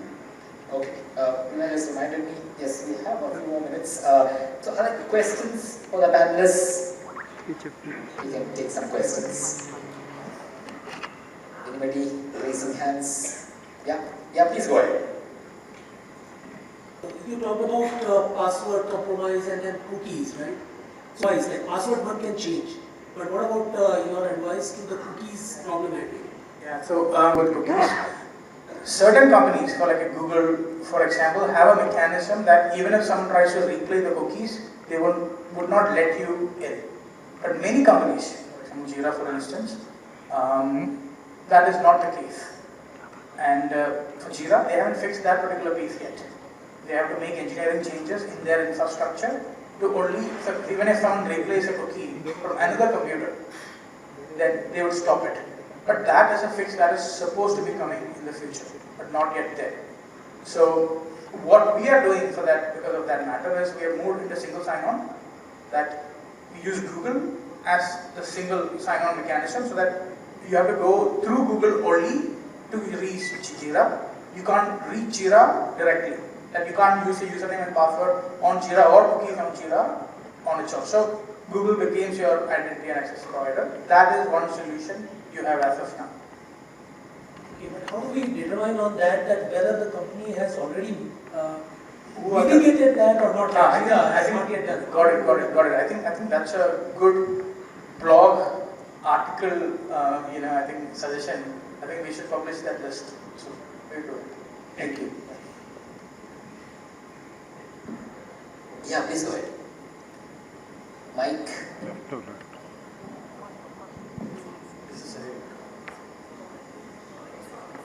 This is a question for Kirti mainly, because of your background in e-commerce and so can you talk about AI in supply chain and manufacturing? Sure.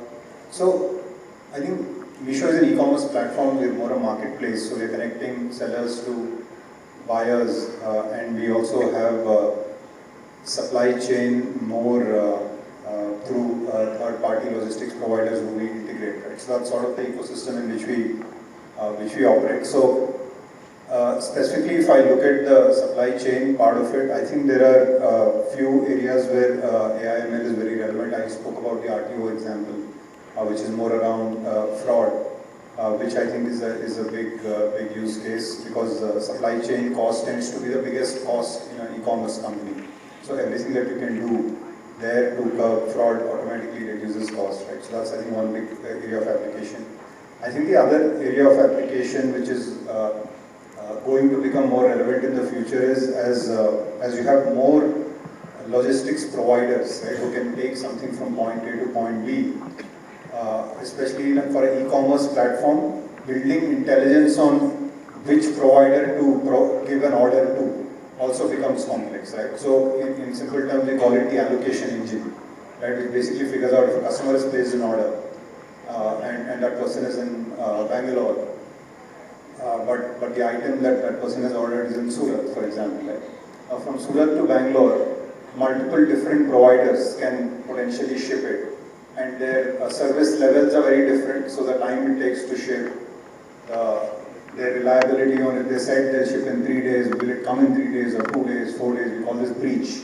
So those are parameters that we have to look at, but on the other side you also have to look at cost, right? So how do you optimize all of that intelligently and in real time to provide sort of the best customer experience, also optimize for the lowest cost, I think is a complicated problem, which is where I think AI/ML will start to become more and more relevant, especially as the logistics ecosystem in the country develops. I think that's definitely one area. If I come to manufacturing, and here I think it will be a bit nuanced, given again the e-commerce setup. I think one of the areas that we are also going to experiment with is to figure out how can we understand consumer trends better, faster, and then provide that intelligence to suppliers who are manufacturing those items. So if you look at the world of fast fashion, which I think is a very big and large and growing category in India today. So a lot of the Western wear is starting to move in the direction of fast fashion, like your Zara's and others are becoming popular. But even in the sort of outside of the metro cities, a lot of the younger customers want to see that fast fashion on Misho, right? Which means our ability to understand what are the trends and then being able to give that intelligence to sellers so that they manufacture it in time and then we sell is also an area where there's a lot of application of AI/ML. This is something that we've started to experiment with as well. These are some use cases I think where AI/ML is very relevant in both supply chain manufacturing, but most companies haven't really cracked it. These are all things that I think will start to become relevant now. We'll take one last question. Yeah. My name is Srinivas. My question is for Rahul. As he was making the presentation, immediately I downloaded the app, and then I had about I didn't even know I was running that. More than about 100 applications were there installed. I don't know how it is. So I found about 60 were in the safe zone, and another about 30 odd were in the moderate zone. In that moderate zone, My question is, how quickly you are able to run this and throw the details? I have another question later on. Yeah. Why we are able to, okay, so he installed the app. So he saw 60 apps in safe zone and 30 in moderate zone. Glad that there was nothing risky. How we are able to do it really fast is because we have analyzed 1 million plus apps, which is already there in the market, analyzed them and kept the results. So it's just pulling the results, comparing with the version you have on your phone and telling you the results. That's why it's a really fast. Yeah, my question again, because one of the important thing is I have this postal IPPB, that is Indian Postal Online Banking. That is in the moderate zone. Okay. Okay? It's an important, which I think I will have to also escalate. Yeah. Okay? Yeah. Perhaps how you will be able to, because maybe you would have taken the application and analyzed and found it is in fact in the moderate zone. Maybe they must have fixed it. Have you reanalyzed this app? We do reanalyze it every once a month. That's what it is right now. Okay, because another one was Geo, my Geo. Yeah. It was in the moderate zone. Yeah. And the third one was this Vodafone. Okay. These three apps, it was quite amazing. Okay. Because they are some. It's not a free price for us. Okay. Exactly, I know. But I just wanted to, out of curiosity, I just wanted to. Thank you. Thank you so much. Bye. Okay, I'm sorry. I'm told we are run out of time. We can't. There's another person who wanted to ask. I'm so sorry. I will ask. Yeah, you can talk to them directly after this. That also reminded me. I remember a conversation where we can end on this cricket note. How highlights of a match you can create literally in seconds now. Correct me if I'm wrong, Srividya. I think AI is being trained. Okay, this is Virat Kohli. AI is being trained to say this is a sixer, and instantly at the end of a match you can just, I guess, say, show me all the sixes that Virat Kohli made, and seconds he was there. Yeah, that's exactly the use case. You can create a promo, mesmerizing moments, and I just explained. So that's how people do it, and AML has been trained, as mentioned, long ago, saying that these are the players, these are the jerseys they are wearing, this is the team, all of those are trained, and therefore it can quickly generate those important moments, whether it is goal, whether it's a six or whether it's a catch. Each game is deliberately trained. Okay, AIML, that seems to be the most phenomenal technology right now. Thank you so much to all three of you. Delightful discussion. So there are some mementos for all of you. We need some pictures as well. Thank you. Thanks a lot, Mr. Sujit, for moderating the entire session. A big hand to all our speakers, Ms. Srividya, Mr. Kipri, and Mr. Ram. Thank you so much. We'd like to hold you on with us on stage. I'd like to request Mr. Sundar Tondur, Senior Vice President, the Times of India Group, to please join us on stage to hand over the memento and felicitate our speakers on stage. Ladies and gentlemen, a big hand once again.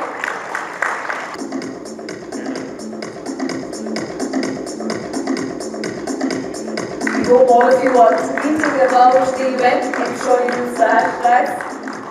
And that is EG Lenovo IT4 SMB. Hashtag Times of India. Everybody, a big hand to all our speakers and to our moderators for moderating this session. Thank you once again, everybody. It's time for us to quickly move on to the awards. Thank you so much, Mr. Sundar, for doing the honors. Lovely having you with us. Thank you, Mr. Sundar. And all of you have actually tweeted. Fantastic.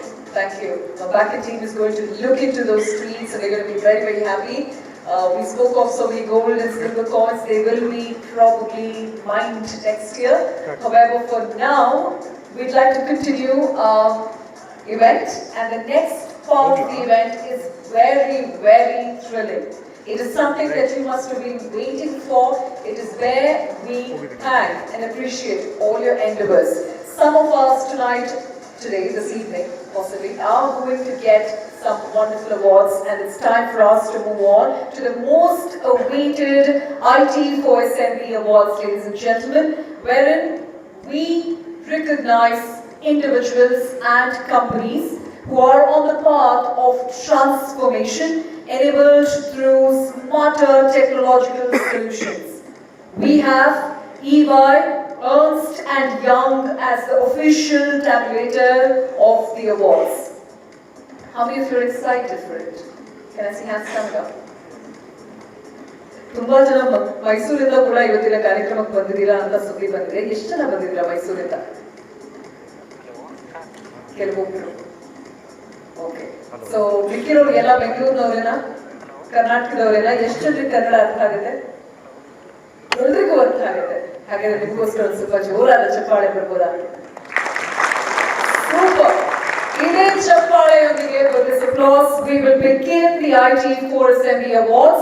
And to do the honors, ladies and gentlemen, I would now like to invite onto the stage Ms. Chandrika Jain, our Chief Managing Officer, Lenovo India, to unveil IT for Assembly Award Trophy. Ladies and gentlemen, lend us your attention.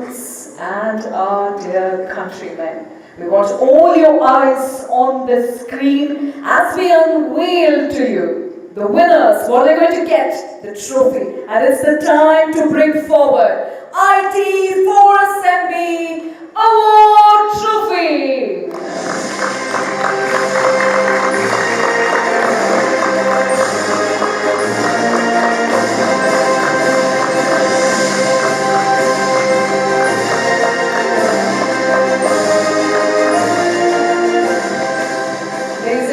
Just like the rise of the phoenix, the IT for Assembly Award Trophy symbolizes the powering, the rise of SMEs.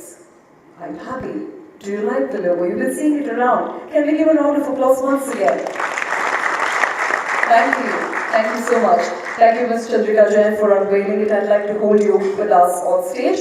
And I would like to invite onto the stage to give away the next set of awards. And that is Mr. Deepak Saluja. May we have you with us, please. Please give a big hand. Once again, everybody. Thank you, sir, for joining us here. But before we head on to the awards, ladies and gentlemen, the choice of selecting the runners-up or the winners hasn't been easy, but it was made delightful and convenient by the panel of stellar jury who put in everything in selecting our runners-up and winners. Would like to introduce to you who they are. Please put your hands together for our stellar jury. Mr. Satyavrat Mishra, Head of Corporate IT, Godrej Industries Limited. Mr. Amit Saluja, Senior Director and Head of NASSCOM Gandhinagar. Mr. Manoj Chuk, 4-decade award-winning Indian IT industry transformational leader and distinguished IIT alumnus. And Mr. Abhay Bapna, AVP IT Adani Wilmar Limited. Let's give a big hand to our jury for all the efforts that was put together.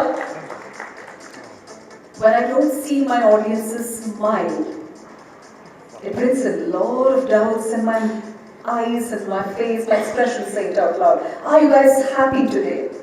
Can I see my audiences smile and giving our jury a big round of applause, please? Thank you everybody. Ladies and gentlemen, without holding you any further, we would like to quickly begin our awards, and we'd like to begin with our first set, which is the Organizational Awards. We begin this evening with recognizing the emerging SMB.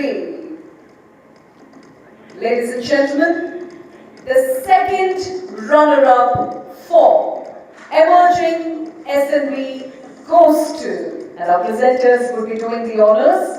May we have the ushers coming up and telling us who that could be. Meanwhile, I want all of you to keep your eyes on the screen and hold the applause. Hold the applause. Ladies and gentlemen, let's hear it from our presenters.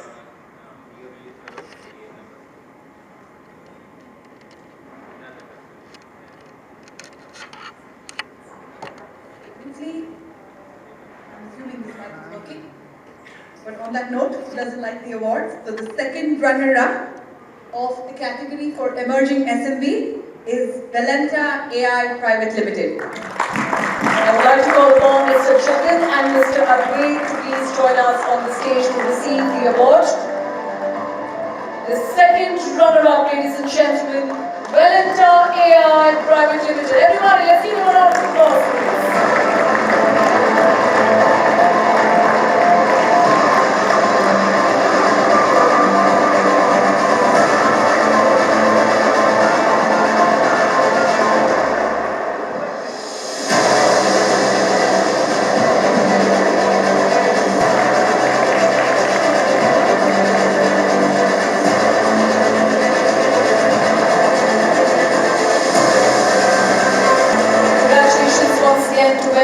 AI Private Limited, to Mr. Jagan and Mr. Advait, lovely having you with us. We would like to quickly move ahead and tell you who the first runner-up are.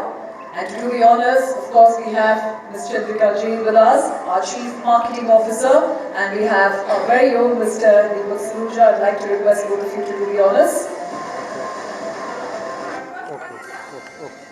Safe Technologies Private Limited.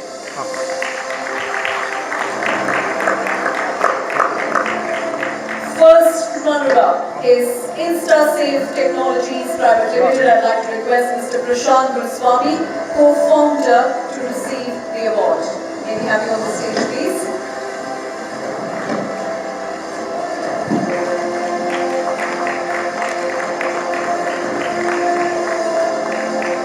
We also have co-founder and the CEO, Mr. Sandeep Panda, joining us on the stage. Congratulations.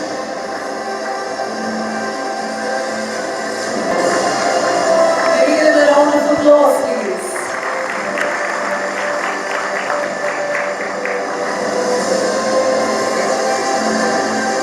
And the time has come for us to know who the winner is.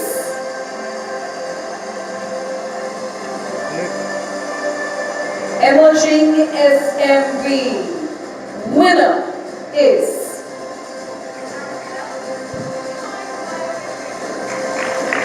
that is Define Bio Innovations Private Limited, requesting Mr. Afshar Sharif, co-founder and CEO, to receive the award. अरे बाप रे, इतना सन्नाटा वो नहीं होना चाहिए, बिल्कुल भी नहीं। तालियों की आवाज जो है वो जोरदार आनी चाहिए सबकी तरफ से हमारे विनर्स के लिए, हमारे अवार्ड रिसिपिएंट्स के लिए। फोटो पे मुस्कुराहट और हाथों पे तालियां, बस यही महफिल की शान बढ़ाती है। तो चलिए एक बार फिर जोरदार तालियां। Thank you. Define Bio Innovations Private Limited.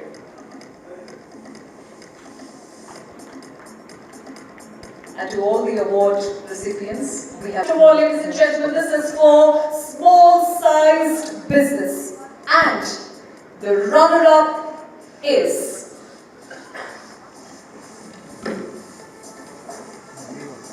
our runner-up for this evening on small-sized businesses, Anybody. Let's give a big hand to anybody. I'd like to request Mr. Saigal Biswas, Head of Marketing, Digital and PR, to please join us to receive the award.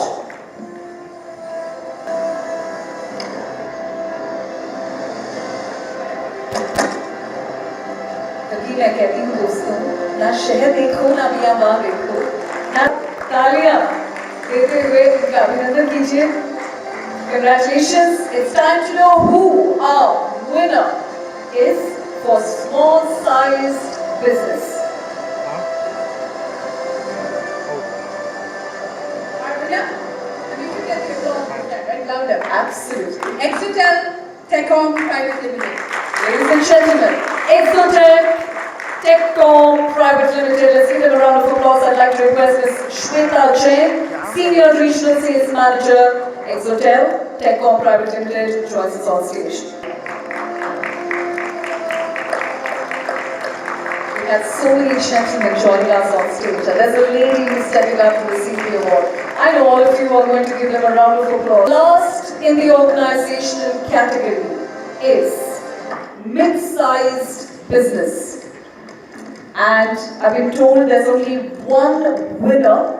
We don't have a runner-up here. And ma'am, please do the honors and tell us who the winner is. The winner Practo Technologies Private Limited. I believe Practo co-founders are traveling and have requested Ms. Shilpa Fadnis from Times Techies editorial to receive the award on behalf of Practo Technologies Private Limited, and she's here with us today, Ms. Shilpa Fadnis. Congratulations to Practo Technologies Private Limited and all our winners today. We are delighted having each of you with us. And thank you, Mr. Deepak, for doing the honors while I retain Ms. Chandrika Blas on stage. I would now like to invite onto the stage Mr. Sundar Kondur, Senior Vice President, the Times of India Group, to give away the awards.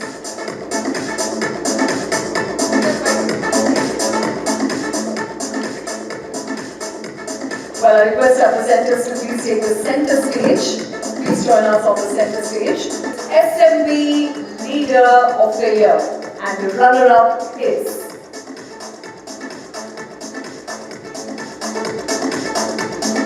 Our runner-up, Colonel Ravi Bhushan Gupta. Rural Show, on behalf of Colonel Ravi Gupta, I would like to request Mr. Prem Ayyappa to receive the award. Congratulations.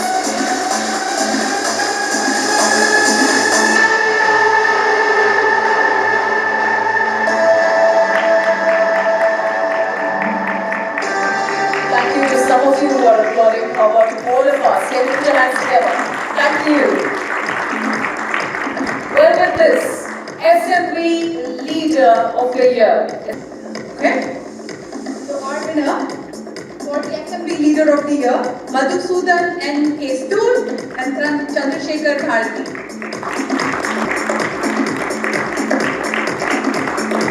Ladies and gentlemen, SMB Leader of the Year goes to is Micromatic MIT Private Limited. We have Mr. Chandrasekhar Bharti, founder and MD, and Mr. Madhusudan N. Kestur, Director. We've been here to receive the award. However, we would like to have you with us, sir. Congratulations.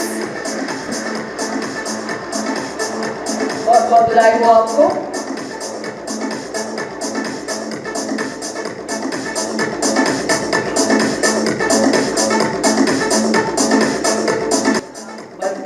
Love super chapade bebe kono danase. So haga you super chora the chapade Our next category is SMB CTO CIO of the Year, and the winner is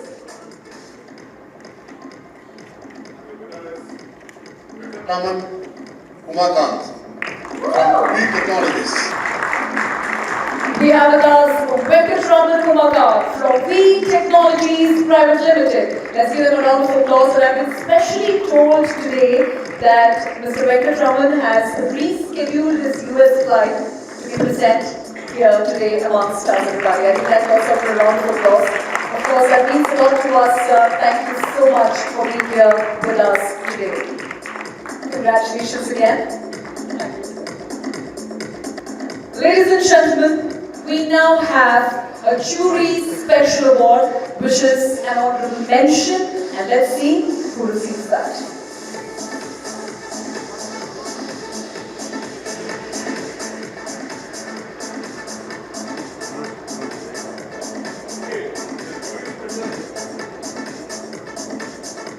Okay, the winner is Vindhya E-Infomedia Private Limited. I'd like to request Ms. Pavitra Vice Sudarisan, founder and the MD, to join us on the stage. Ladies and gentlemen, a big hand to Vindhya E-Infomedia Private Limited.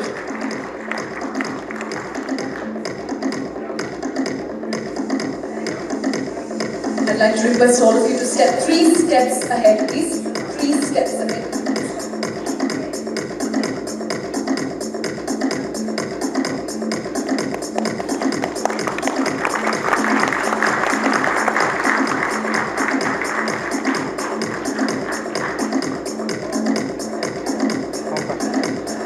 To please join us on the stage for a group photograph with your trophies, please. Can we have all of you joining us? All our winners across categories. With that, of course, the awards has winded up. And if you've been meeting की साथ में Carl, our Managing Director, Lenovo India, may we have you on the stage, please?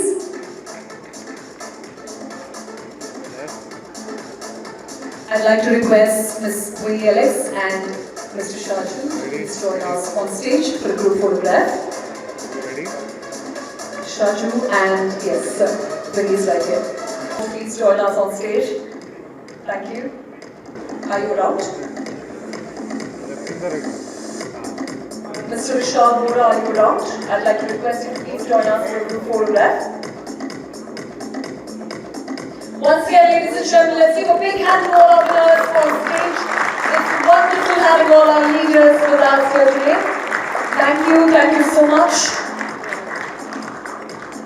Thank you once again, thank you to all our leaders. While I retain Ms. Chandrika Jain with us on stage, since you've been here for a long while, it's been some time now, right? Just before we wind up, we want to do something. We want all of you to stand up for a moment. Can we do that? Just about 15 seconds. Let's stretch ourselves. Yeah, just make yourselves comfortable. Those on stage can still be with us. Don't look surprised. We'll tell you what to do. I want all of you to stand up for a moment. Can you do this in the front, please? Yeah, little exercises. It's good. You don't have to really hit the tablas, but you can act like you're doing one. You can put them up right there. Yeah, look to your left. See who's seated. Actually, you got to know them. Look to your right, and do this to the side. And again on the top. Bring them closer, and now applause, come on, everybody. Well, that's how the applause looks like. Thank you so much. Please take your seats. Ladies and gentlemen, we have with us Ms. Chandrika Jain, our Chief Marketing Officer from Lenovo India. Delighted having you with us. Thank you for your time and thank you for doing the honors. I would now like to request Mr. Sundar Kundur to hand over the memento to Ms. Chandrika Jain.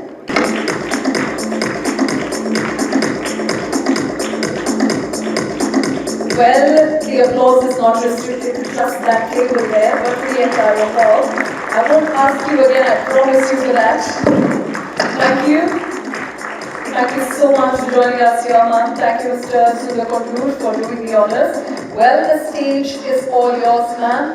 And for the closing note, I hand over the stage to Ms. Chandrika Jain.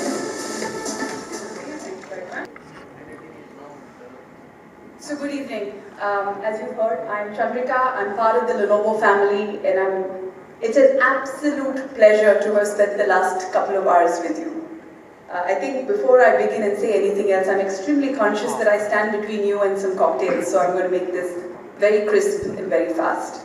And through the last 3 hours, the only takeaway that I've had is AI ML will do my job. And if AI ML will not do my job, ChatGPT will do my job. And my boss heard that. So I'm going to put that aside for a moment and behave like it didn't happen.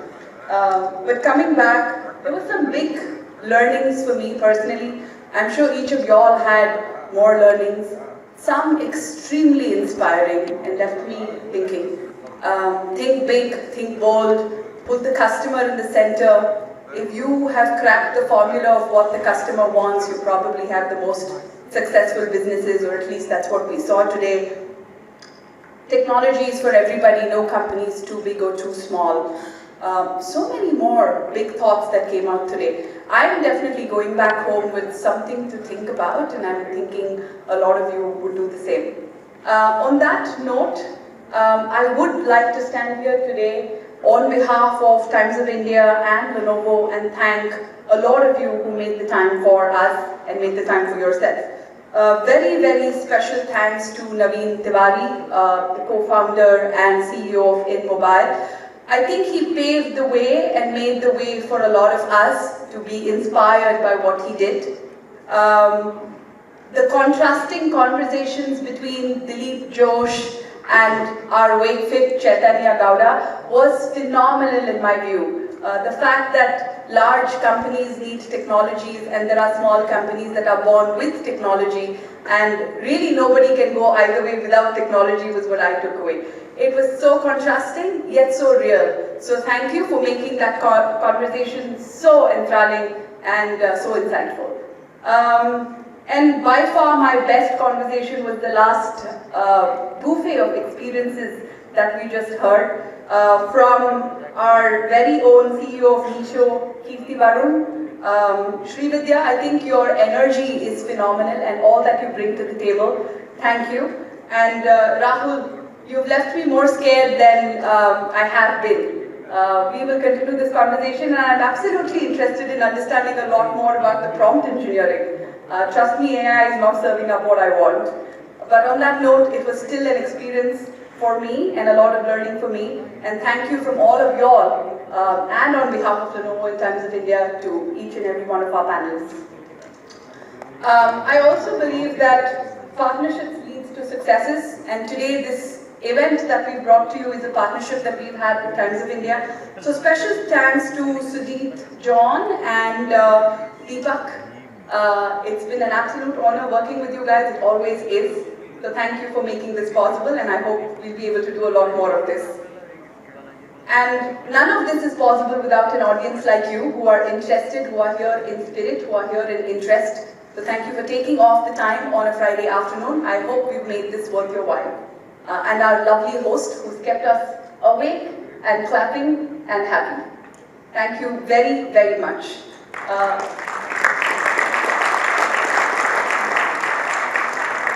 And finally, it is Lenovo's intent to bring you enabling technology. We want to walk along with you and along with India as we enable India into the next decade. On that note, have a wonderful evening.